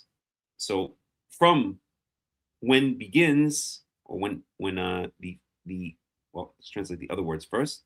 Chermesh is the sickle. Okay, you guys know what a sickle is? Let's get a picture of a sickle. I'm sure everybody knows. Okay, that's a sickle. That is what was and still is in many places in the world used for cutting down grain, specifically grain. Okay. Sickle. Get a better picture of it. Okay. Sickle, bagging hook, reaping hook, grass hook is a single-handed agricultural tool designed with variously curved blades and typically used for harvesting or reaping grain crops or cutting succulent forage, chiefly for feeding livestock. Falx, I never heard of that one. Weapon with a curved blade, interesting. Okay, since the beginning of the Iron Age, hundreds of region-specific variants of the sickle have evolved, initially of iron and later steel.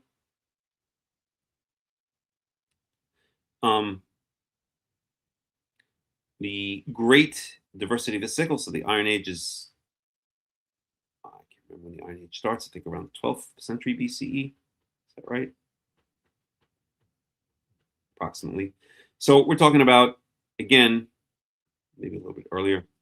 The great diversity of sickle types across many cultures can be divided into smooth and serrated blades, etc., etc. Okay, so that's a sickle. You guys all know what a sickle is. Okay. So when do you start Shivat Shavuot Tisbar Lach? So when do you start counting these 7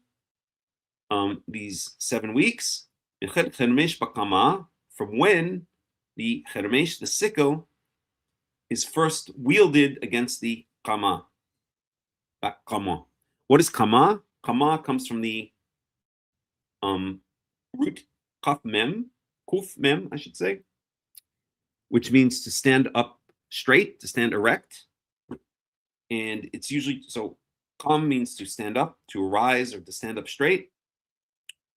And Kama is usually translated, and again, it's one of these, again, horrible biblical English translation, as the standing grain.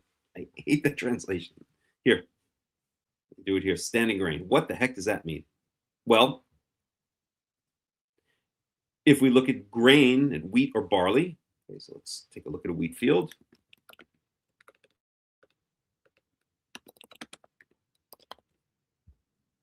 Okay. There we go. There's some wheat.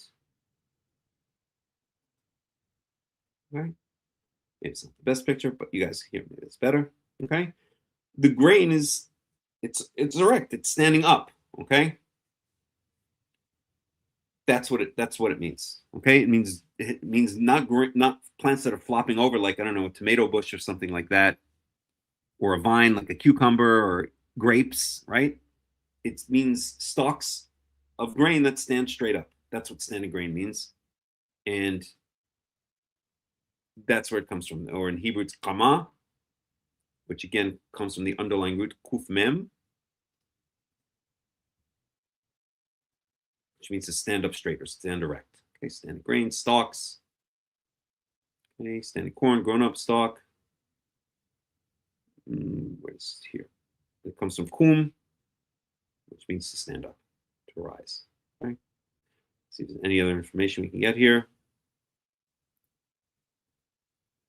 Not really. Here we can read this. Kama describes a ripened grain that still stands in the field. It marks the short but crucial window between the end of the growth and the beginning of the harvest, a season celebrated each spring in the Feast of Weeks. Because the crop is already vulnerable to weather, fire, and theft, Scripture often mentions it when highlighting both God's provision as people respond. I think it's a little bit of reading into the text there, but it doesn't matter.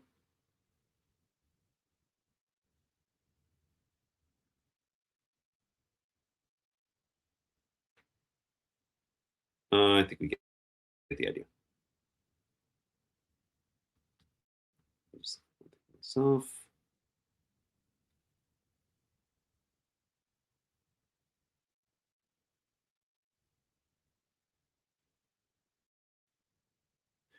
Okay, we got it.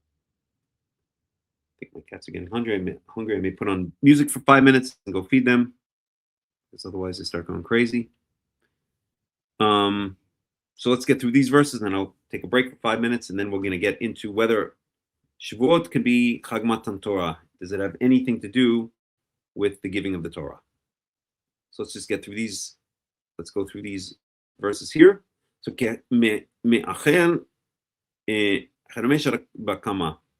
So when the sickle is first wielded on the standing grain, what is this referring to?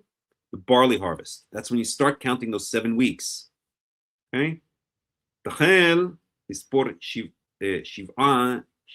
That's when you shall begin to count 7 weeks. Hag Shavuot Yahweh Elohecha, and you shall make a pilgrimage holiday of weeks, or holiday of weeks, to Yahweh your God.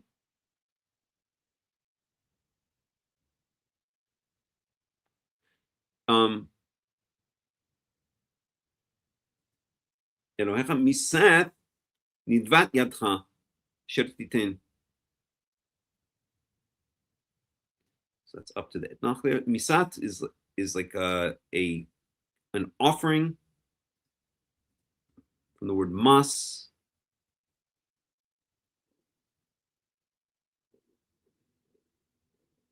No, actually not from the word mas, my mistake.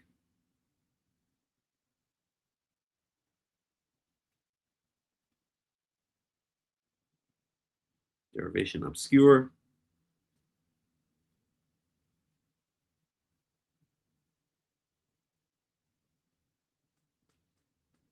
So the BDB translates it as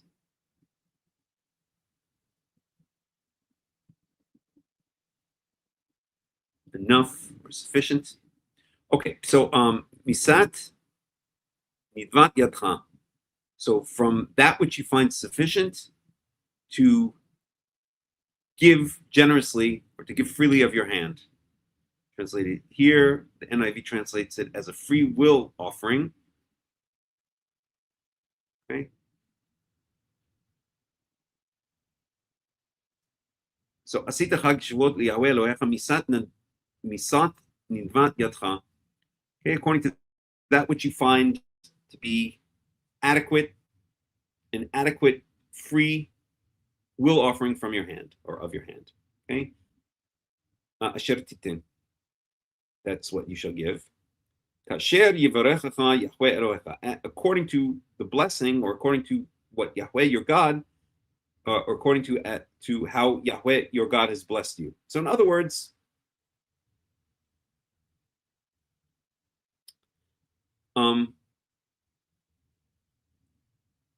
just as God has blessed you, or as much as God has blessed you, so you shall give something to him as well.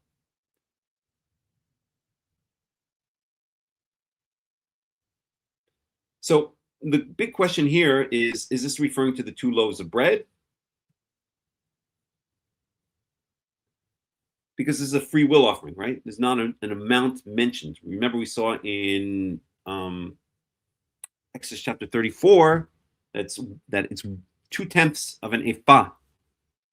The 2 loaves to be made of a specific amount. And here this seems to be kind of also bring whatever you want. So let's see. Let's look at a little Robert Alter. Maybe we can get a different perspective on this. So we're going to Deuteronomy 16.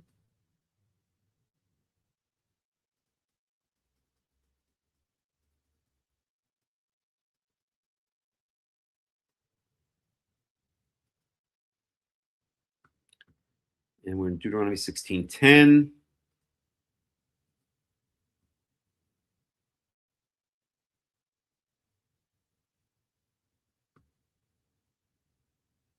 Page 1467.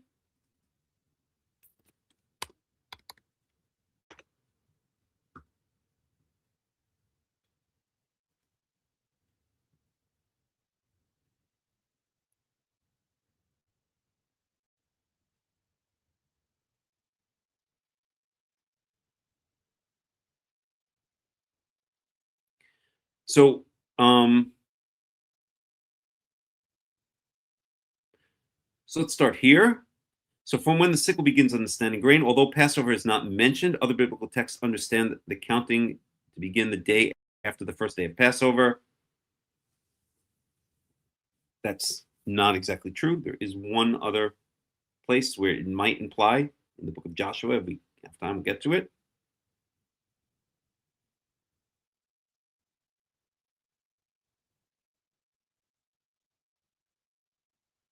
And here, verse 10, your hand's free will gift. The repeated emphasis here addressing a population of farmers and animal husbanders that is expected to enjoy a degree of prosperity is on voluntary gifts to the cult in proportion to the blessing that the donor has enjoyed. The priestly predilection for lists of stipulated sacrifices is entirely absent. So what Robert Alter is saying in kind of highfalutin language is this seems to be different from the 2 loaves of bread. Okay, so on this holiday, besides bringing the 2 loaves of bread, you bring what's called a nidava. Okay, nidava means usually translated as again a free will offering. So it'd be nice if you also gave Yahweh some other gifts according to whatever you feel is in your heart to give. Is essentially what this is implying. Okay. ושמחת לפני יהוה אלוהיך, and you shall rejoice before Yahweh your God. אתה ובנך בתך עבדך ואמתך ואמתך והלוי אשר בשעריך, and you shall rejoice before Yahweh your God, you, your son, your daughter, your mate, your male servant, your female servant, and the Levi that it literally is in your gates, but meaning that lives together with you in your city. And the convert, the orphan, the widow that is in your midst. At the place that Yahweh shall choose, Yahweh your God shall choose to make his name dwell there. Okay, so on this day, on this Hag Shavuoth, okay, you go up. So males are required to go up to, again, Jerusalem, later revealed as Jerusalem. Doing a lot of cat activity out there.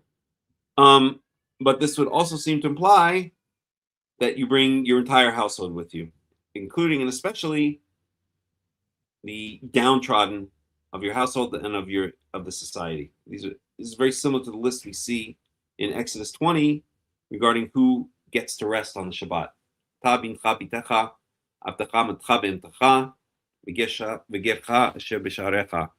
Your son, your daughter, your male slave, your female slave. By the way, see how we're treating the slaves? They rejoice with us, right? This is not some kind of hideous, oppressive slavery that we're talking about here. And so on. Okay? And this is done where? במקום אשר יבחר יהוה אלוהיך לשכן שמו שם. So this is done in the place that Yahweh shall choose to make his name dwell there. In other words, what is later revealed in the end of the second book of Samuel as Jerusalem. Okay, the place where the temple is built. Permanent house of Yahweh. Okay. Let's see if there's anything else we want to cover here. Just give me 1 second. Let me check in and see if there are any questions or comments. What is going on here? There we go.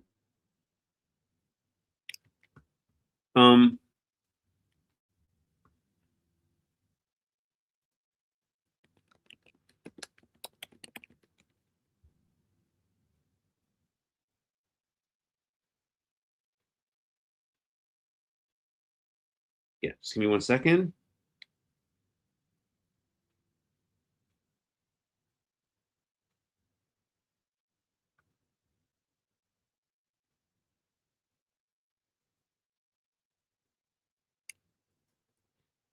Yeah, give me 1 second here, please.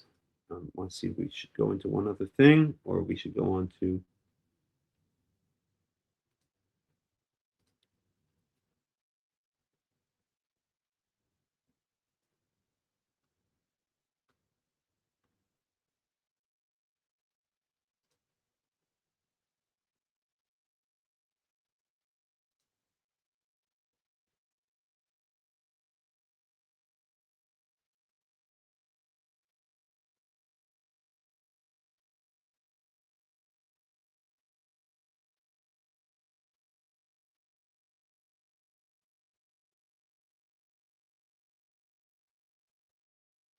One second.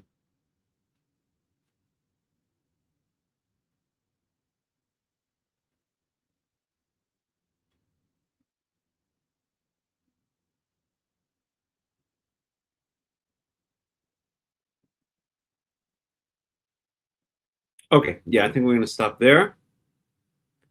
So,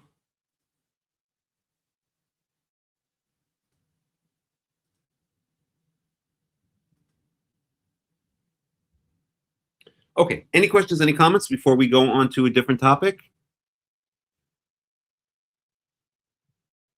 Anybody? So, should I put music on for a second? No, let's just move on. I just want to forge ahead. Yeah, it's good. You know what? It's good. It would be good to take a 5-minute break. It's going to be better for the rest of the study. So let's take a 5-minute break. I'll put a little bit of music on, and then we will come back, and we will tackle the question of whether Hag Shavuoth, the Festival of Weeks, could possibly be Hag Matan Torah, the Festival of the Giving of the Torah. All right, so this goes up. And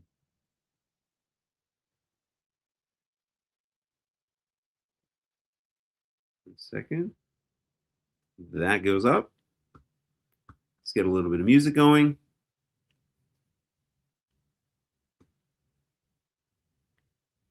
How about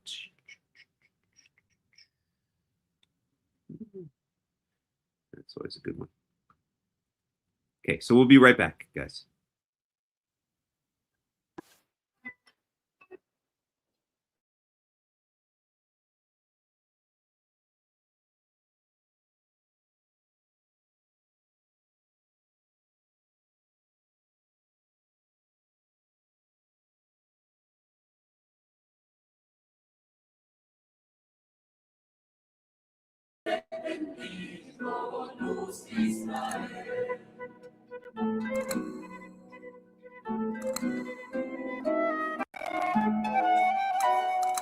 Cuando el rey Nimrod al cabo salía, vino en el cielo y en la estrellería, ídolo santa en la judería, que había de nacer Abraham había.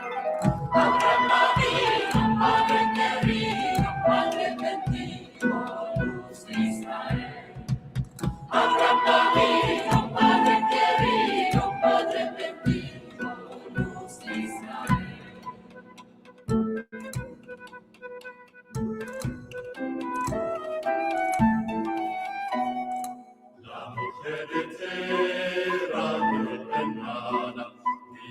día en día ella preguntaba, ¿qué tiene la cara tan demonada?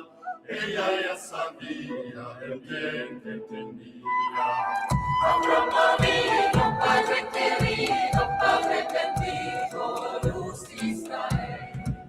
Abraham vino, Padre querido, Padre bendito, luz de Israel.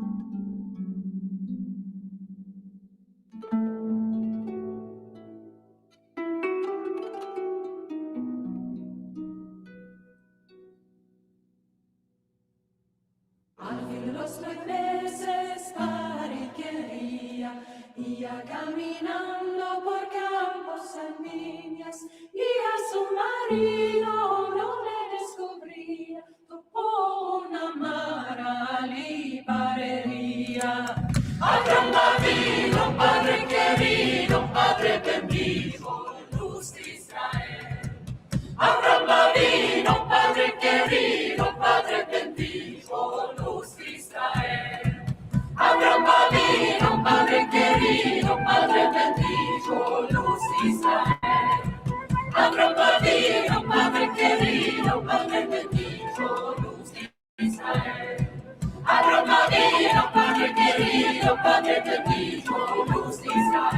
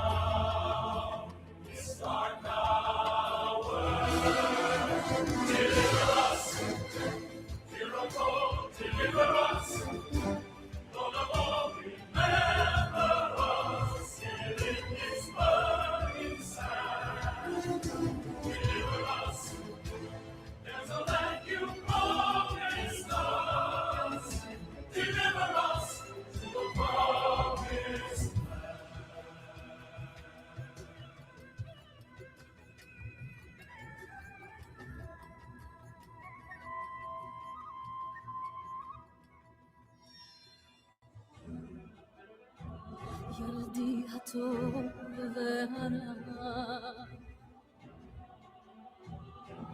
אל תירא ואל תפחד, my son. I have nothing I can give but this chance that you may live. I pray we'll meet again if we will deliver us.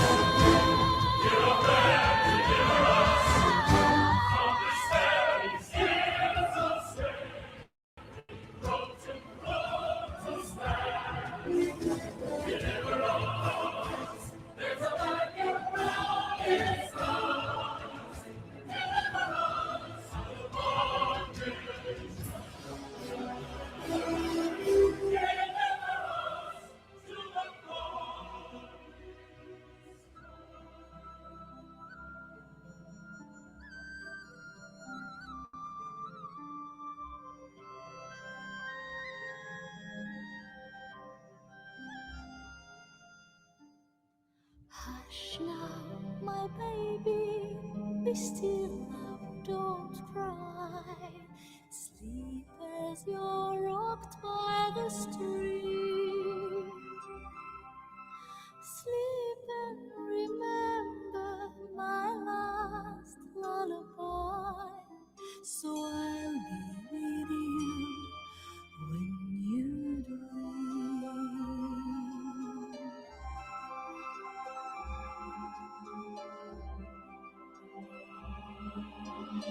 River, oh river, flow gently for me. Such precious cargo you bear. Do you know somewhere he can live free? River, deliver him there.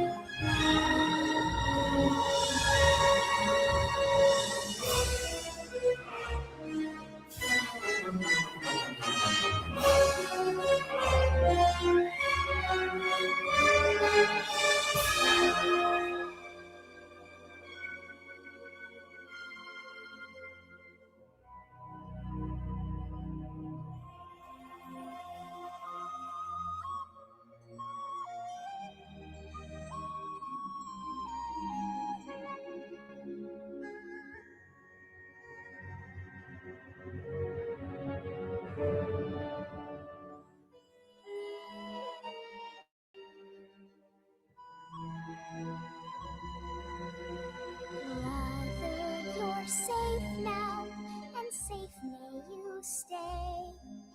For I have a prayer just for you. Grow, baby brother, come back someday.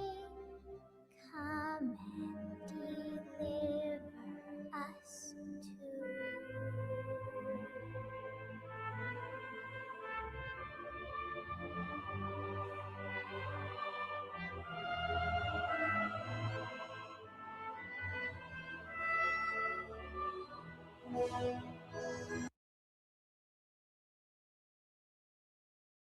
Oh, okay, we're back. So now we're going to go into a different topic. Let me just take care of some business here.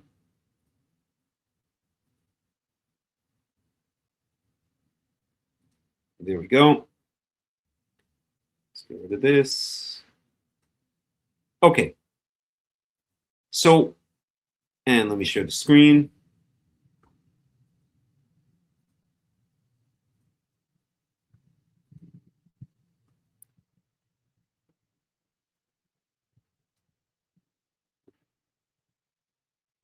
All right, so we have a claim from the rabbis that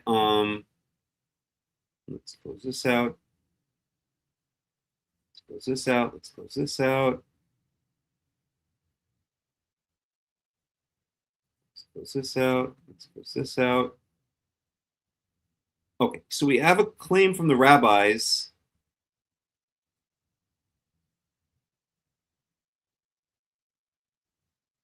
one second here. That Hag Shavuoth, that the Festival of Weeks falls on the same day as the giving of the Ten Commandments. So does this really hold any water? Answer, no. It absolutely does not. So why would the rabbis do this? Well, the rabbis created a new religion. I'm not going to get technical. I had a long discussion today with I guess I can call him a friend at this point. A friend who did a 500-page doctoral thesis on the essentially the rabbis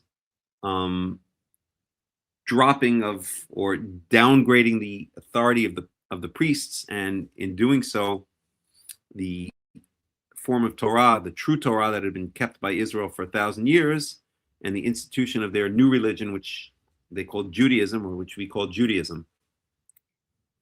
So the rabbis, how can we say this delicately? The rabbis probably were not too unhappy about the destruction of the Second Temple. So, being the scoundrels that they are, they cry crocodile tears over the destruction of the Second Temple. But in fact, the destruction of the Second Temple allowed them to complete their takeover of the nation of Israel and institute their new foreign derivative religion known as Judaism. And finally bury once and for all, well, not once and for all because it's coming back now, as Israel is ingathered to the land of Israel and we perhaps are reaching the end of days, but to bury for 2,000 years true Torah and replace it with their derivative religion known as Judaism. As I always say, as I said yesterday in the Shabbat Torah study, there are three derivative religions of true Torah. One is Christianity, the second is Islam, and the third is rabbinical Judaism. So the rabbis, for whatever reason, nefarious or not, I would think it's nefarious, wanted to destroy the old power structures of the nation, the authorities or the various seats of authority given to the people of Israel in the Torah. And the last one that remained, so the prophecy was gone already at the beginning of the Second Temple period. The tribes were already pretty much disbanded, first in the exile by the Assyrians of the northern kingdom in 720 BCE approximately, and then the destruction of the southern kingdom by the Babylonians in 586 BCE. So the tribes, and therefore the heads of the tribes, were pretty much gone at this point. The Davidic dynasty was long gone.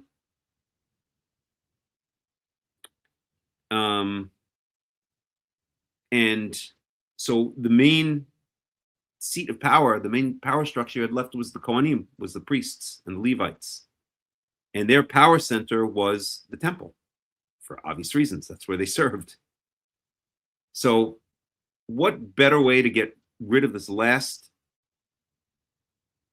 seat of authority and usurp the power structures of the nation once and for all, take over the nation once and for all, than to get rid of, than to burn down the house where the Kohanim and the Levites had their power centered. So we can never prove it from the rabbinical writings, and this friend of mine that I spoke to today would not and does not go so far as to say that the rabbis deliberately helped with the destruction of the Second Temple. I might go that far, but he doesn't. He's a lot more, I guess, kind than I am, or at least academically careful than I'm being at the moment. Guilty as charged. And but at the very least, we could say that the destruction of the Second Temple certainly did not hurt the rabbis' campaign or attempt over Pharisees, and then later the rabbis' attempt to take over the nation. It certainly served their purposes. At the very least, we could say that. So they needed to give. So Hag Shavuoth has really no meaning without the temple standing, without the Beit HaMikdash standing, because you bring the loaves of bread to Jerusalem, to the temple, to the Kohen. So once the temple was destroyed, they needed to give this holiday a new meaning, a fake meaning, a false meaning.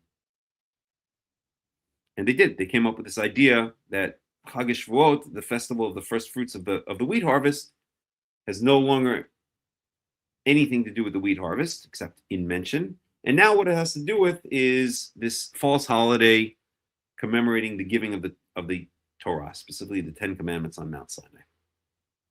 And if you ever have lived among, or if you know about Orthodox Jewish communities, you know that the main focus, besides eating dairy, which also comes pretty much from the Middle Ages, so a very interesting video about that, but the main focus besides eating dairy is learning Torah.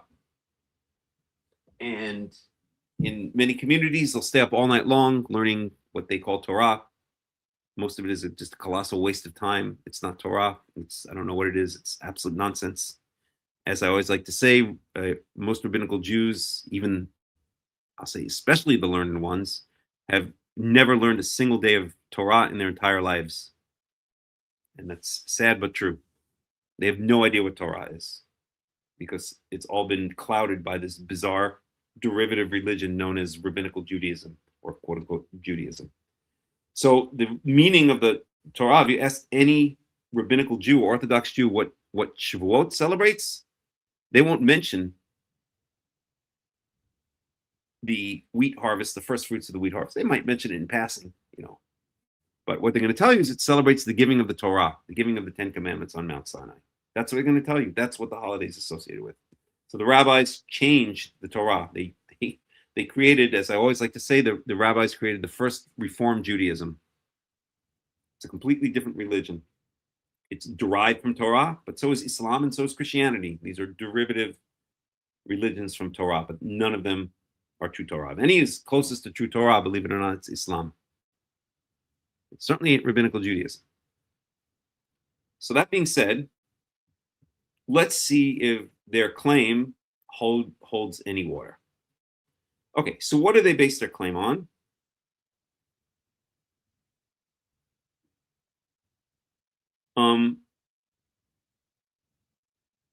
So we're going to go to Exodus chapter 19.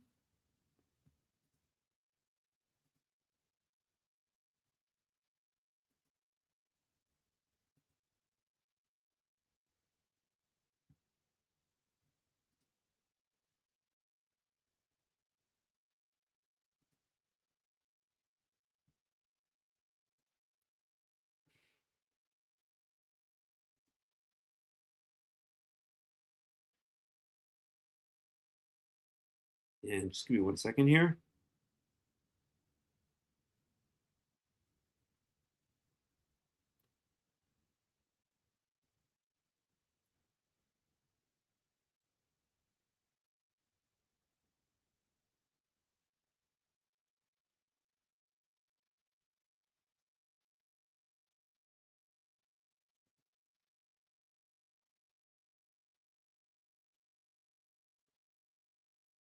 Okay.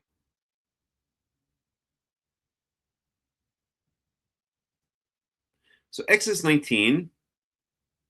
So this is really the only day we have set. Okay. So I'll read the Hebrew here, and then we can keep track of it.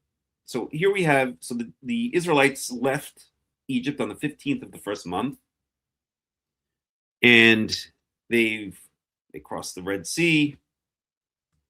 They wandered around a bit. They got into some trouble. And finally, it says in Exodus chapter 19, verse 1, B'chodesh Ashalishi Baset B'nei Israel Me'eretz Mitzrayim Bayom Hazeh Ba'u Midbar Sinai.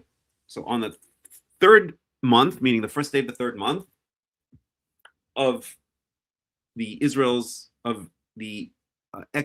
of the Israels going out from the land of Egypt, Bayom Hazeh, on this very day, meaning on the first day of the third month, Ba'u Midbar Sinai, they came to the desert of Sinai.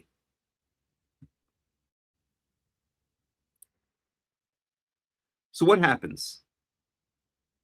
I think we'll just read in the English just to speed things up a little bit, and if we need to refer to the Hebrew, we will.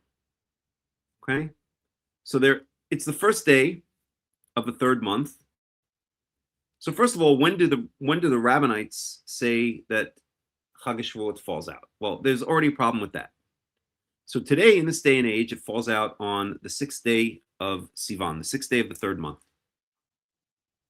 Okay, so we've got to fill in 6 days here. Okay, they arrive on the first day, and the rabbis' claim is that on the 6th of the third month, the 6th of Sivan, that's the Babylonian name for the month, that's when that's when the Israelites received the 10 Commandments. And therefore, Hag Shavuoth really is Hag Matan Torah. The Festival of Weeks really is the festival of the giving of the Torah. So the rabbis have to fill up 6 days. And boy, did they work hard to do that. So,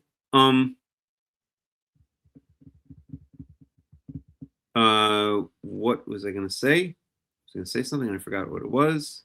Just give me 1 second here.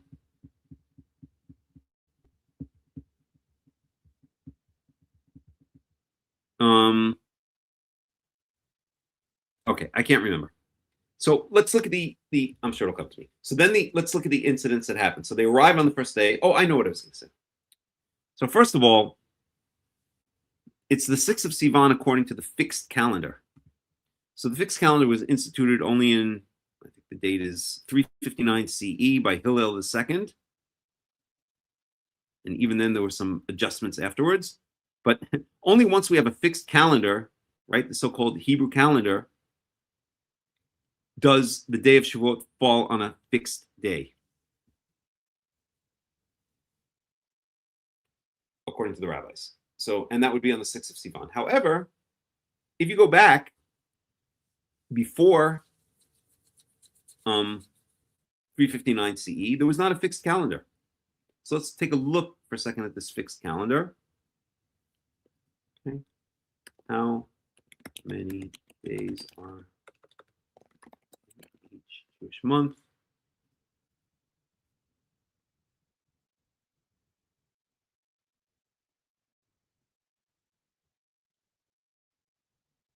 No, that's not what I asked. Oh, okay. 1 second. Let's try that again. How many days are in each Jewish month? So here we go. Here's a list of the months with the Babylonian names. So Nisan is the first month of the year. That's when Passover falls on the 15th of, I'm going to use the Babylonian names for now, of Nisan. Okay. And Shavuot ends up here. Okay, so let's see if I can use my little writing tool. Let's see if it works. It behaves itself. It's not coming up. What the heck is going on? There we go. 1 second. Okay. Let's try here. So here's okay, now it's working. Kind of. There we go. I'm going to put up on it. 1 second, please.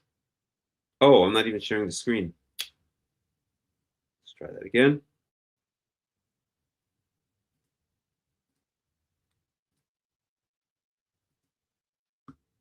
Guys, if I'm not sharing the screen, please remind me.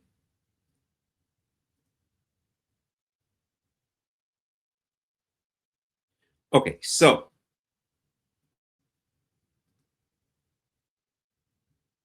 let's try it again. I think this is not working well. All right, forget it. I'm getting rid of this stupid tool. Goodbye. Okay, so at any rate, to make a long story short, the rabbis start counting the Omer on the day after the first day. They consider the Omer to be, they consider the Shabbat, the day after which you're supposed to start counting the Omer. They misinterpret the Shabbat, or they interpret incorrectly that Shabbat as being the first day of Passover. We don't need to get into all the details. And so they start counting the Omer, the 49 days, on the second day of Passover. So in other words, on the 16th of this month, Nisan. 50 days later, they've passed two boundaries, 2 month boundaries. Okay? Or let's put it this way. Okay? They've passed through Nisan and they've passed through Iyar into Sivan. Okay? So we see here that in the fixed calendar, Nisan has 30 days, Iyar has 29 days, and Sivan is irrelevant, actually.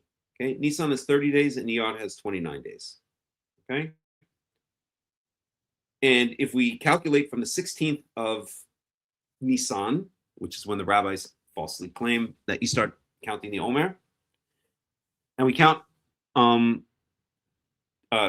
days, then the following day is going to be the 6th of Sivan, because Nisan is exactly 30 days according to the fixed calendar, and Iyar has 29 days according to the fixed calendar. However, we said the fixed calendar was only instituted in 359 CE by Hillel II. It's called sometimes the Hillel II calendar. Before that, even the rabbis went according to the viewing, the observation of the new moon, just as we Karaites have been doing pretty much for our entire history, and as I do each month, and as Karaites do to this day each month. Let me just check in and make sure everything's okay. So when we go out and actually observe the new moon, it's not necessarily the case that the first month, quote unquote, Nisan, make this a bit bigger. It's not necessarily true that Nisan has to have 30 days and Iyar has to have 29 days. Each month can have either 29 days or 30 days. And there have been many cases where we'll see consecutive new moons after 29 days. In other words, we'll see it 29 days after the previous new moon and then 29 days later. Or there have been many cases where the opposite is true, where we'll see it 30 days after the previous new moon and 30 days afterwards. The bottom line is that Nisan can have either 29 or 30 days, and Iyar can have either 29 or 30 days. So let's say Nisan and Iyar have both 30 days. Okay, that means that Shavuot is actually going to fall out one day earlier. It'll fall out in the date. The date will be one day earlier. Okay, it'll fall out on the 5th of Sivan. If both have 29 days, then it'll fall out on the 7th of Sivan. Okay, and if we look at, if you want to get more into this, and you could look at the article I did on Karaite Insights called On This Very Day.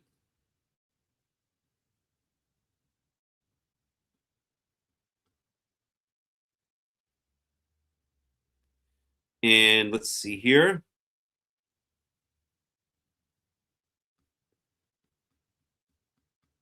So I don't remember where, but in the article somewhere it mentions it for sure. Okay, that so even according to the rabbis, before 359, before the 4th century, then there was no fixed date for Shavuot. it could fall anywhere. It could fall either on the 5th of Sivan, the 6th of Sivan, or the 7th of Sivan. So already the idea that it's exactly the same date as the giving of the Torah doesn't make any sense. Okay, because according to them, the date of the beginning of the Torah is a very specific number of days after the beginning of the 3rd month. So again, let's look at their claim. So we're going to go back now to Exodus 19, and let's look at what the rabbis claim. So what do they say? So the relevant passage is in the Babylonian Talmud, Masechet Shabbat, 86b through 88a. And I'm not going to dig into the text right now. Well, maybe we should. See if I can bring it up. If it's not too long, we'll take a look. So give me a second here. Wow, it's getting late already. That's okay. I don't mind going a bit late today. All right, so let's go to the Babylonian Talmud.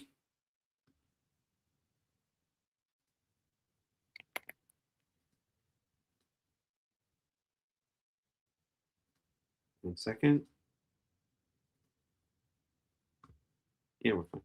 So let's go to the Babylonian Talmud.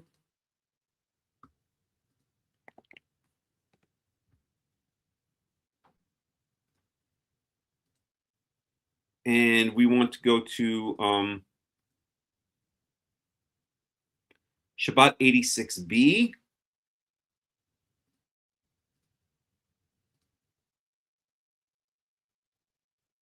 So there's Masechet Shabbat. 86.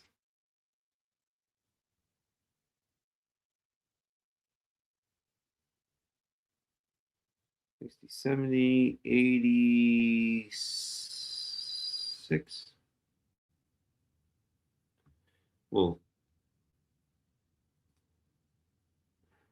spare the Aramaic.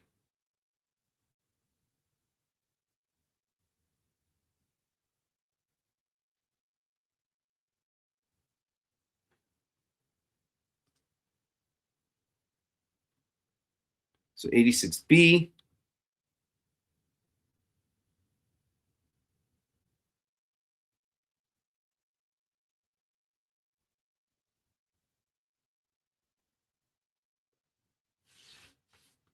God, what a load of nonsense all this crap is. Any rate,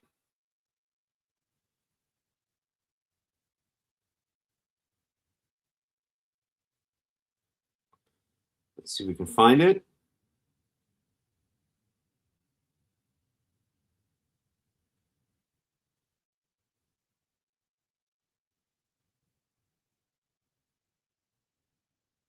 Yeah, here we go.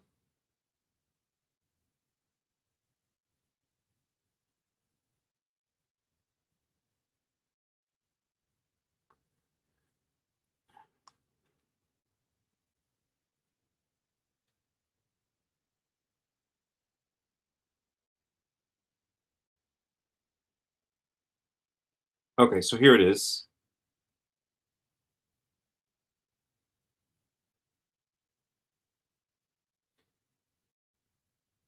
Here. So we'll start here. Just make sure you can see this. So this is in the Babylonian Talmud.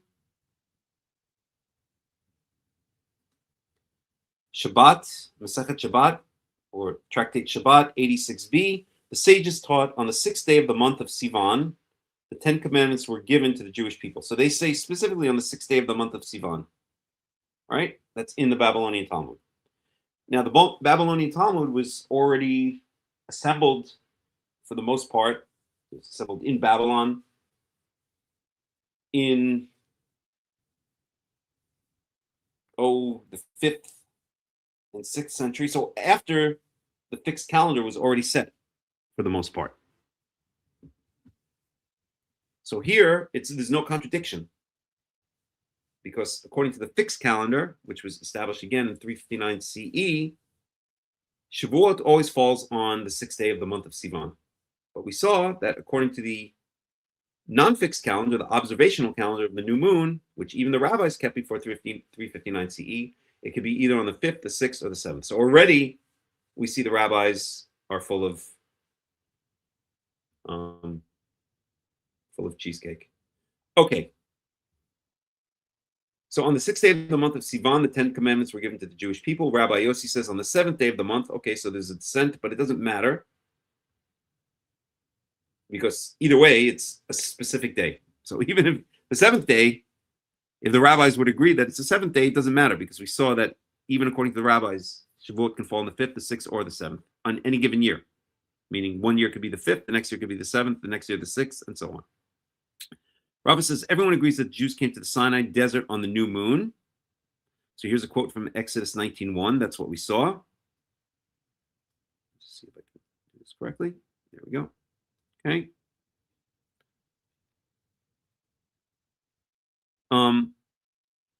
So we see this in Exodus 19:1. No problem so far. Okay, Exodus 19:1.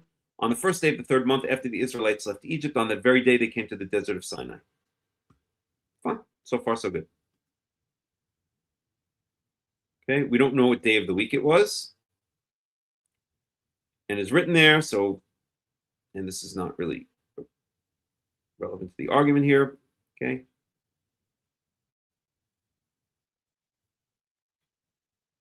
I have no argument with this. It's clear the Israelites came to the desert of Sinai, to Mount Sinai, on the first day of the third month. So we're going to skip ahead here.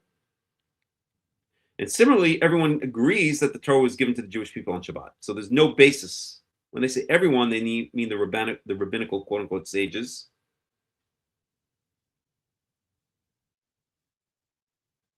And then they do one of their little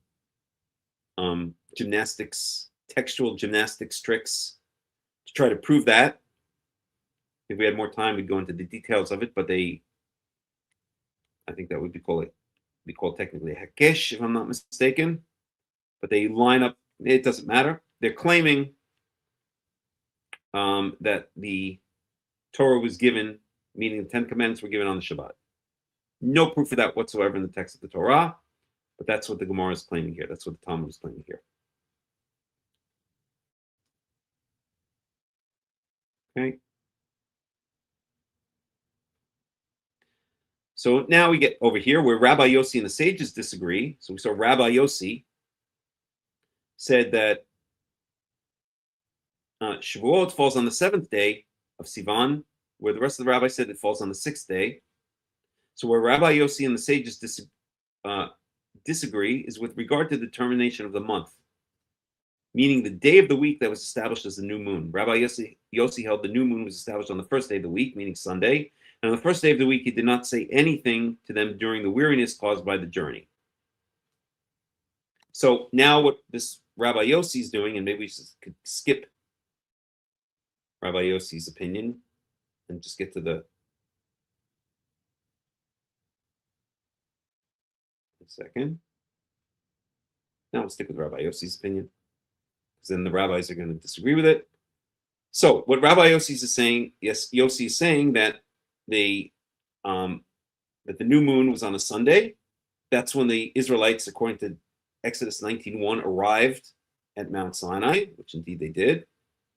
Not on a Sunday, but on the first day of the third month. And so now Yossi is going to try to stretch out 7 days. He's got to fill in 7 days. He's got to make a filler for 7 days. Okay, so what's he going to do? So they didn't do anything. They rested when they got there, right? They went down to the hotel bar and had some drinks and went out for dinner or something like that. Okay, so they didn't do anything on Sunday. They just got there and rested. On the second day of the week, meaning Monday, he said to them, and you shall be to me a kingdom priest. Okay, so what's he talking about? So now we're on Monday. We're on the second day of Sivan. And Rabbi Yossi is saying that this happened on the second day of Sivan. We're going back to Exodus chapter 19, verse 3. Let me just check in again and see if there are any questions or comments. Okay. Then Moses went up to God, and the Lord and Yahweh called to him from the mountain and said, "This is what you are to say to the descendants of Jacob, and what you're to tell to the people of Israel." So this is Monday, the 2nd of Sivan, the second day of the third month, according to Rabbi Yossi. You yourselves have seen what I did to Egypt, and how I carried you on eagle's wings and brought you to myself. Now, if you obey me fully and keep my covenant, then out of all the nations you will be my treasured possession. Although the whole earth is mine, you will be for me a kingdom of priests and a holy nation. These are the words you are to speak to the Israelites. Okay? So Rabbi Yossi is saying that this whole thing happened on the second day, on Monday, the 2nd of Sivan. Okay, so Moses went back and summoned the elders of the people. So Moses comes down off the mountain, summons the elders of the people, and set before them all the words Yahweh commanded them to speak.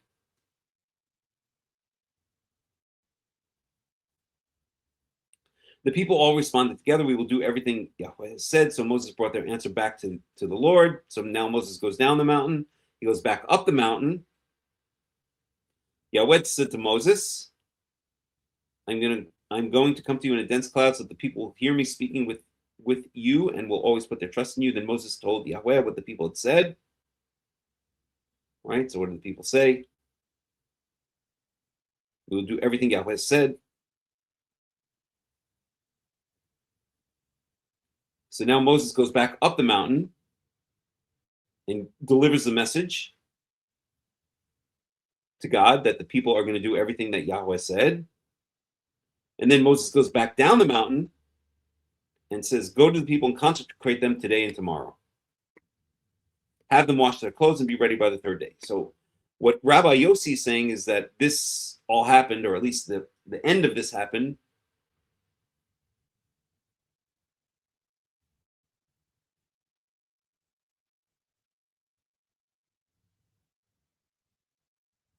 one second. So the second day, okay, and you shall be to me a kingdom of priests. Let's go back again so I can be exact about this.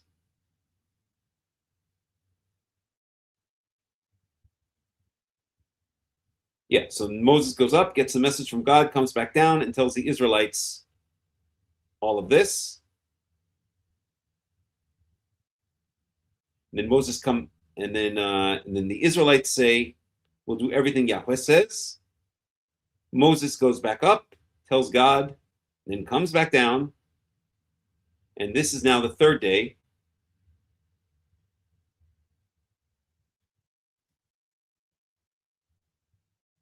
So on the third day of the week, according to this Rabbi Yossi, God said to them the mitzvah of setting the boundaries around Mount Sinai. So that's now referring to. So now we're up to, according to Rabbi Yossi, the third day of Sivan, which says, "Go to the people and consecrate them today and tomorrow.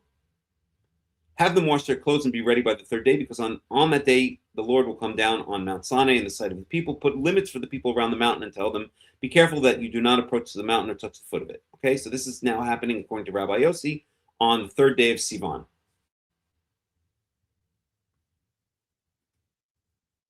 So on the fourth day, of the week, the husbands and wives were separated from one another. Where's he getting that from?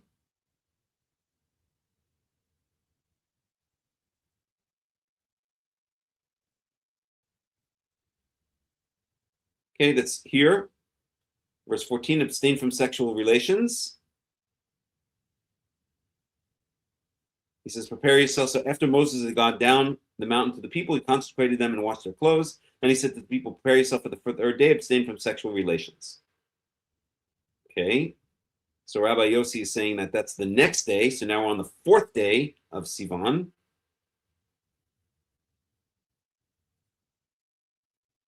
And then we see what the rabbis hold, but it doesn't matter. It's going to be too boring to go through the whole thing.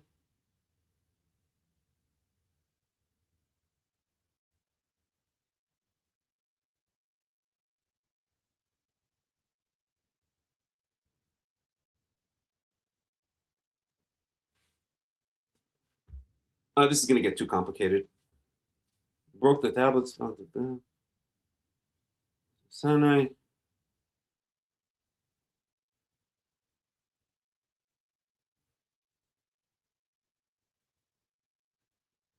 Yeah, this is going to get way too complicated.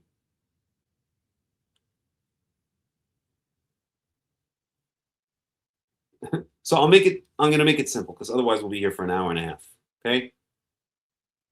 So,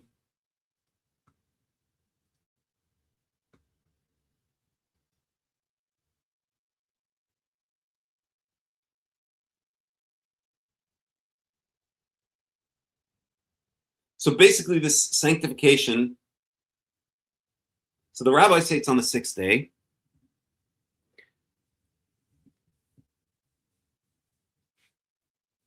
Just give me 1 second here.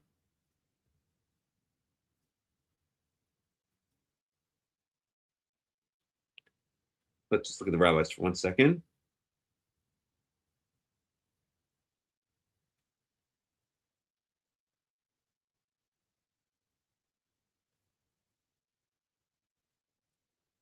So here, we'll pick up where the rabbis say, because they say it's on the 6th. On the 4th day of the week, God said to them the mitzvah of setting boundaries.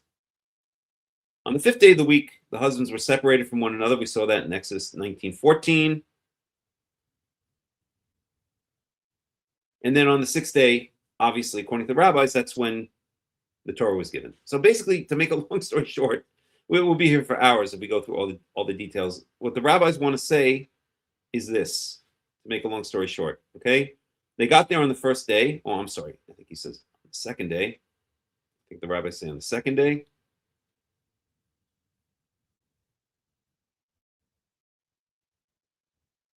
No, on the 1st day. They rested. On the 2nd day, Moses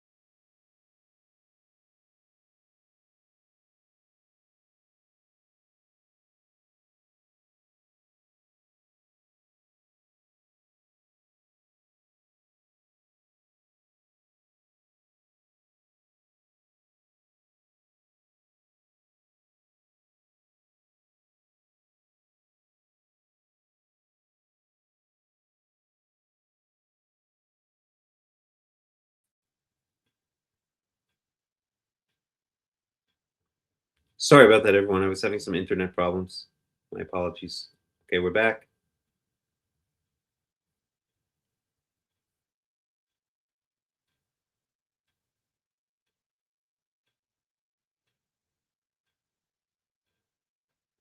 Okay, we should be back. Sorry about that. Let me share the screen.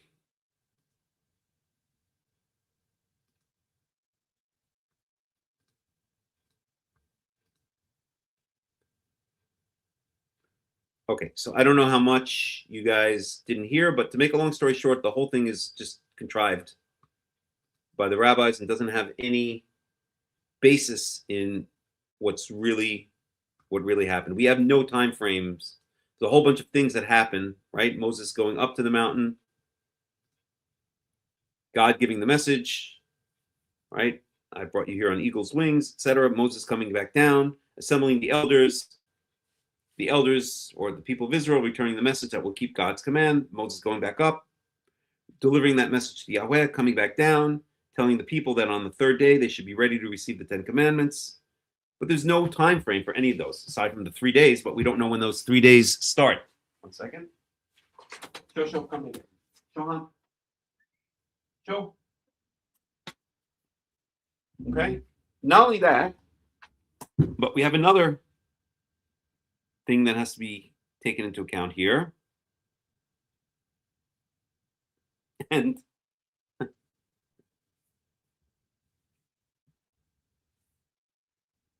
that is Exodus chapter 18.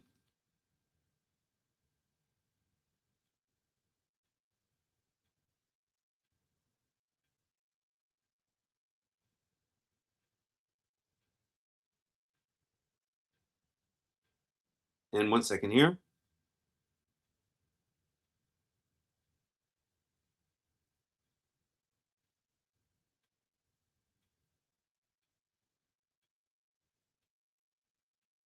So we have the whole story of Jethro.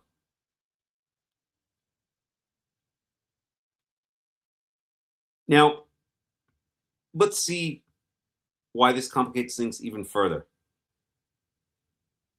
So we see, I'm going to read again in the English. Let me just check in and make sure that we're getting signal here correctly. You guys can see me okay? So the whole story of Jethro. So I'm going to read here. Now Jethro, the priest of Midian and father-in-law of Moses, heard of everything God had done for Moses and for his people Israel, and how Yahweh had brought Israel out of Egypt. So after Moses had sent away his wife, Zipporah, his father-in-law Jethro received her and her 2 sons. One son was named Gershom, for Moses said, I've become a foreigner in a foreign land. And the other was named Eliezer, for he said, my father's God was my helper. He saved me from the sword of Pharaoh. So Jethro, Moses' father-in-law, together with Moses' sons and wives, came to him in the wilderness, where he was camped near the mountain of God. Okay, so where does Jethro come to meet Moses? At Mount Sinai, mountain of God, Hara Elohim.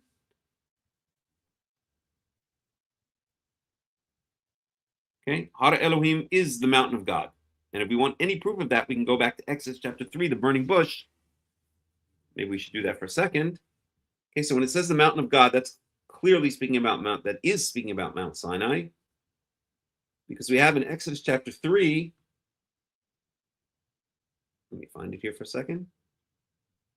So this is the burning bush.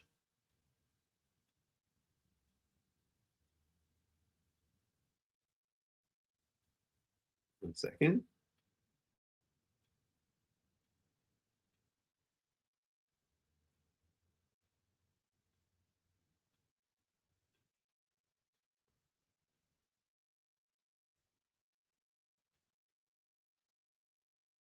Looking for a specific verse, but this will do, okay? So verse 12, Exodus chapter 3, verse 12. And he said, I will be with you. This is Yahweh speaking to Moses at the burning bush. And this will be for you a sign, or the sign, that I've sent you. Sent you where? To the Israelites. When you take the nation, the people out of Egypt, Elohim, ala harazeh, you will worship God on this mountain. Okay, so here it implies that this mountain is the mountain of God, but there are other places explicitly where it's called the mountain of God. So in case there's any doubt, which there isn't, Jethro comes to Moses at Mount Sinai when the Israelites are already camped at Mount Sinai. Well, when did the Israelites arrive in Mount Sinai? They arrived in Mount Sinai on the first day of the third month. Okay, so Jethro comes to them sometime after the first day of the third month. And what does Jethro do? He sees that Moses is sitting. He brings, first of all, Moses, his wife and children, but he sees that Moses is sitting from day to night. Okay, the next day Moses took his seat to serve as judge for the people, and they stood around him from morning till evening. When his father-in-law saw all that Moses was doing for the people, he said, what is this you are doing for the people? Why do you sit alone? Why do you sit alone as judge? Why, while all these people stand around you from morning till evening? And then, to make a long story short, Jethro goes on to say, this is not good. You should set up a hierarchy of judges. Okay, verse 21. But select capable men from all the people, men who fear God, trustworthy men who hate dishonest gain, and appoint them as officials over thousands, hundreds, fifties, and tens. Have them serve as judges for the people at all times, but have them bring every difficult case to you. The simple cases they can decide themselves. They will make your load lighter because they share it with you. If you do this and God so commands, you'll be able to stand the strain, and all these people will go home satisfied. So basically, Jethro comes to Mount Sinai, sees Moses sitting from day to night, judging all the people, wearing himself out, judging all these cases. And Jethro recommends to Moses that what he should do is set up a whole bunch of hierarchy of judges, and only the most difficult case, and Moses would essentially act as a Supreme Court, and only the most difficult cases would be brought to Moses. Well, when did all this happen? Well, we don't know. We don't have an exact point in time, but we do have a minimum. We do have a lower boundary, and that we know is the first day of the third month, because we see here that Jethro, okay, came to Moses when he was camped near the mountain of God, and we see in Exodus 19 that Moses arrived at Mount Sinai, or in the desert of Sinai, on the first day of the third month. Okay, so there are two choices here. This whole story of Jethro watching Moses judge the people, and then making this suggestion, and then Moses setting up the hierarchy of judges, right? Which takes God knows how many days to do that. It didn't all happen in the same day, because it said that he watched Moses judge the people from morning to evening. So it's at least 2 days, but probably much more than that. So this either happened before the giving of the Ten Commandments or after the giving of the Ten Commandments. Okay? And I would claim it happened before the giving of the Ten Commandments, for the simple reason that it's mentioned here chronologically in the Torah, and I'll talk about the chronology of it in a second, because the rabbis would have a response, but the response is incorrect. But it happens. So again, if we look at the English chapter numbering system, so 18, Jethro visits Moses at Mount Sinai, where Jethro comes to Moses at Mount Sinai, sees everything that's going on. And then we have, on the first day of the third month, so Moses arrives at Mount Sinai. So it would seem that it's out of order, but it's actually not out of order, okay? Because the Torah, so the rabbis like to say that the Torah has no mukdam and mu'achar, that the Torah is not chronological. And that's not really true. That's a simplistic way of looking at it. It is chronological, but it really goes by story and by topic, okay? So the topic here is Jethro, okay? So the best way to interpret this would be, so Jethro, Moses' father-in-law, together with Moses' sons and wife, came to him in the wilderness when he was camped near the mountain of God. So maybe this should be better translated as had come to him in the wilderness when he was camped near the mountain of God. This is looking back from a later point of view as to what had already happened. But it's sticking it here because it's not thematically relevant to the whole story of the giving of the Ten Commandments. Okay? So did this happen did the story, it certainly happened after the Israelites arrived at Mount Sinai, but did it happen before the Ten Commandments were given or after the Ten Commandments were given? I would claim that it happened before the Ten Commandments were given. Okay. For the simple reason that it happened after the Ten Commandments were given, then it would have been placed later, chronologically, or I shouldn't say chronologically, textually in the Torah. Okay?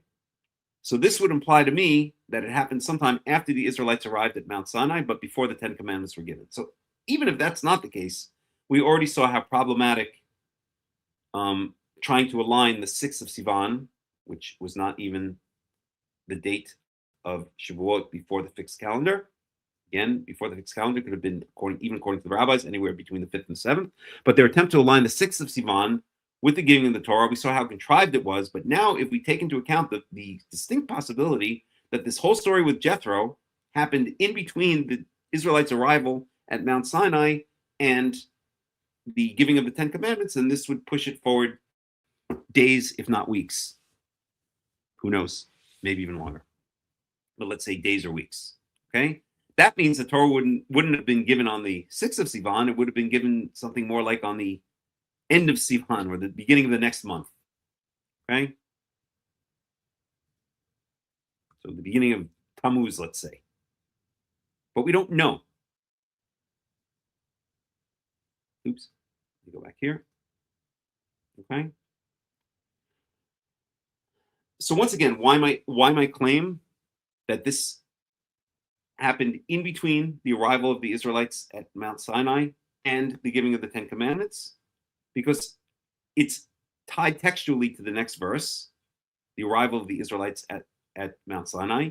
So you would think if the Torah were truly to do everything 100% in chronological order, then it would say the Israelites arrived at Mount Sinai, and then the Jethro story happened, and then Moses went up and down the mountain twice, and then the Israelites prepared for 3 days, and then they were given the Ten Commandments. So that's not the way the Torah works, because this story would interrupt the flow of the story of the Ten Commandments. It doesn't mean that didn't happen in between the Israelites' arrival at Mount Sinai and the giving of the Ten Commandments. But the Torah doesn't work chronologically per se, it works thematically. So it sticks the story right before the story of the Ten Commandments. Okay, the Moses going up and down the mountain twice, the Israelites preparing for 3 days, and then the Ten Commandments being given on that third day. So so the text of the Torah sticks it here thematically because it happened at some point in that time, or because chronologically it happened at some point in the time, but thematically it would interrupt the flow of the story of the giving of the Ten Commandments. Okay, I have no proof for that. It could have happened after the Ten Commandments. But if you look again in the text, if we go on, so Exodus 19 is Moses going up and down the mountain twice and telling the Israelites to prepare for 3 days. 20 is the giving of the Ten Commandments. And then we get into a whole bunch of laws. Okay? Mishpatim. Okay? And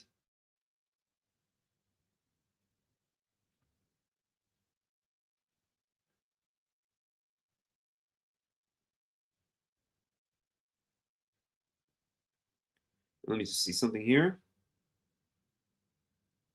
And then Moses goes up the mountain at some point for 40 days. Okay? So if we go back to Exodus 18, the story of Jethro,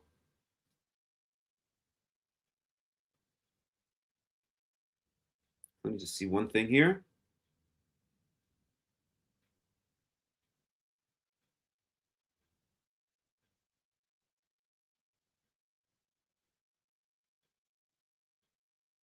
Right? We even have here, at the end, then Moses sent his father-in-law on his way, and Jethro returned to his own country.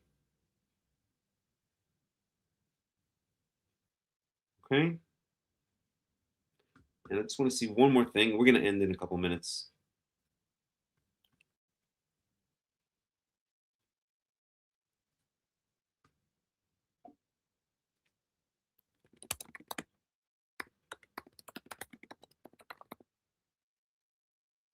One second, please.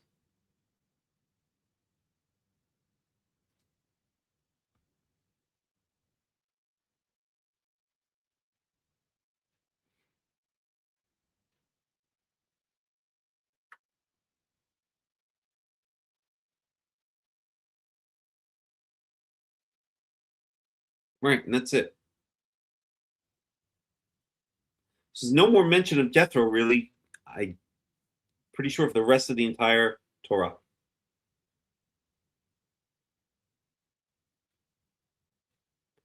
And let me just confirm that.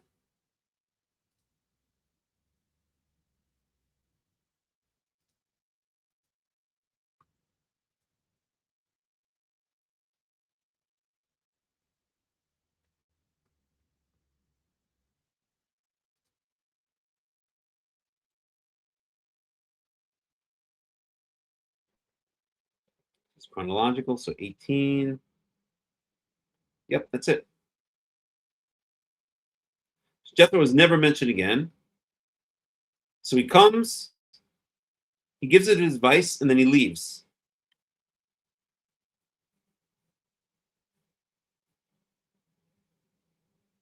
Okay? So again, though we can't pinpoint this exactly in time,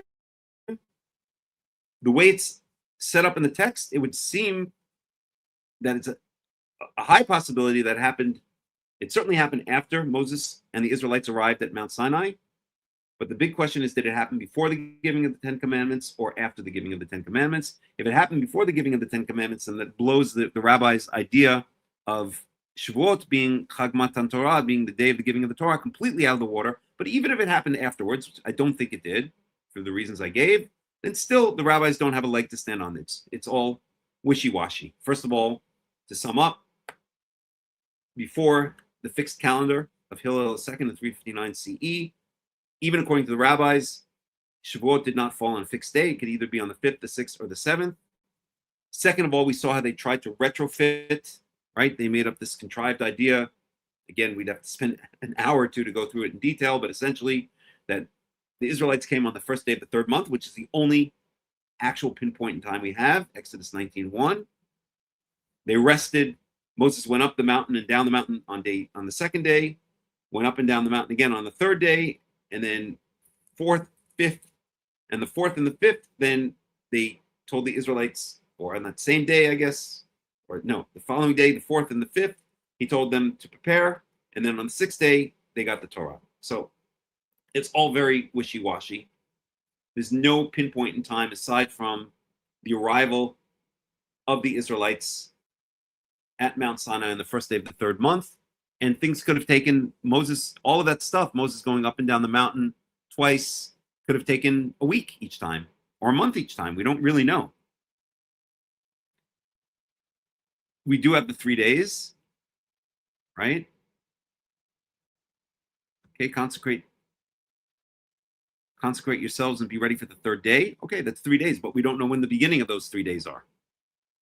So everything is just retrofitted. It's all an attempt by the rabbis to change the meaning of the holiday of Shavuot from the holiday of the Bikurim, of the first fruits of the wheat harvest, to a holiday which has no basis whatsoever in the Torah, which is never mentioned in the Torah, Hag Matan Torah, the day of the giving of the Torah. It's an attempt to dispossess the Kohanim, to change a holiday which was centered around. We saw it's a Chag. It's one of the Regalim. It's one of the pilgrimage holidays. Okay, where all of the males, all the adult males, and we saw also the sons, the daughters, the male slaves, the female slaves, should all go up to Jerusalem. The whole nation essentially should go up to Jerusalem, to the temple where the Kohanim, where the priests served, and bring the 2 loaves offering, the first fruits of the wheat harvest. So that would be centered around the Kohanim, that would be centered around the priests, that would be centered around the temple. So with the rabbis changing the meaning of the holiday, they once again completely eliminate the Kohanim, the priests, from the holiday, even though the holiday in its Torah conception is focused on Jerusalem, what later was revealed to be Jerusalem, is focused on the temple, the holy temple, the Beit HaMikdash. I don't like to call it Beit HaMikdash. I don't think it's called that anywhere. The Beit Yahweh, the house of Yahweh, is focused on the Kohanim and bringing an offering to Yahweh through the Kohanim. They completely downplay that. They completely eliminate it and replace it with a holiday which has nothing to do with the Kohanim, which has nothing to do with the Beit Yahweh, with the house of Yahweh, the Holy Temple, which has nothing to do with Jerusalem, but has to do with a holiday which serves their purposes, which is to get everyone to study their version of Judaism, their false version of Judaism, their derivative religion known as Rabbinical Judaism. So I hope that all makes sense. And I think with that, we'll end the study. It's getting pretty darn late here. It's already 10 o'clock here in Israel. So I'll open it up and ask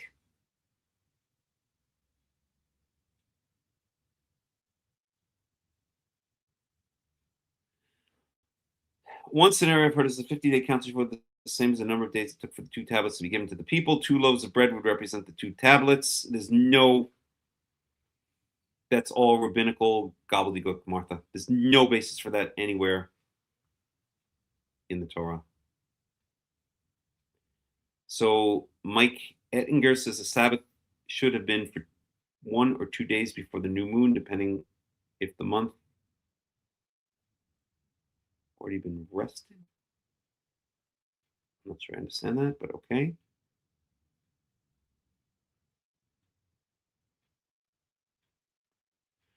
I'm not sure I understand Mike Ettinger's point, but it's late here. Okay. I don't understand accounting. Someone you know did the study. Okay. Well, good for them. I don't know who you're talking about. I don't even want to know. I have a hint. I have an idea. I think I have an idea of what you might be saying, but it doesn't matter. The point is, the rabbis pulled this rabbit out of a hat because they wanted to change the meaning of the holiday of Hag Shavuoth from a holiday centered on the agricultural season, centered on bringing an offering to the temple in Jerusalem, to the Kohanim, and they wanted to downplay the role of the Kohanim, downplay the role of the temple, and replace it with the holiday, with their derivative holiday, which has no basis in the Torah, but which serves their purposes to divert power from the Kohanim, to divert power from the Levites, and to institute an alternate derivative religion upon the people of Israel, which, as Karaites, we know, has plagued and destroyed the nation of Israel for the past 2,000 years. The rabbinical Jews always like to say, oh, we've been doing it this way for 2,000 years. Yeah, you're darn right. 2,000 years ago, as I mentioned yesterday in the Shabbat Torah study, brings us square into the Roman period. So 2,000 years ago would have been the year 26 CE. And that's already less than 50 years before the destruction of the Second Temple. The Romans are ruling over the land. So 2,000 years doesn't really speak much to me as an Israelite. 3,000 years does. That brings us back into the period where the Israelites, at least those loyal to Yahweh, were still keeping the true Torah. But 2,000 years ago, we're already in the period where the rabbis had almost completed, I guess at that point they were still the Pharisees, had almost completed their takeover of the nation of Israel, which culminated in the destruction of the Second Temple, which either they outright supported, or if not, were not too unhappy about, in my opinion, though they cry crocodile tears over the destruction of the Second Temple. That was the final nail in the coffin for the Kohanim and for the Levites, which the rabbis explicitly attempted to replace. So with that, we're going to end the study. If there are any questions, now would be the time to ask it. If not, we'll close up the study. And I'll thank you all for joining me.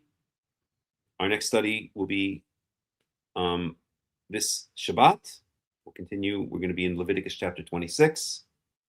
And once again, I won't go through it. I hate going through all this stuff, but if it is in your heart to donate, you can join our community. If you join the community, you'll get a lot more access to the resources of the community, including a lot more direct communication with myself and the other leaders of the community.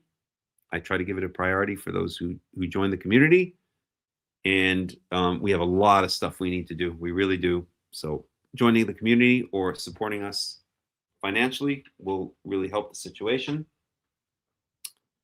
So this is the QR code for joining the community. Join the WAC. In a second, I'll put the one up for giving us a donation if you wish to do that. And other than that, I will wish you all a Hag Shavuoth Sameach, happy Festival of Weeks, and we will see you again soon. Thanks for joining the study, and see you guys all again soon. Bye.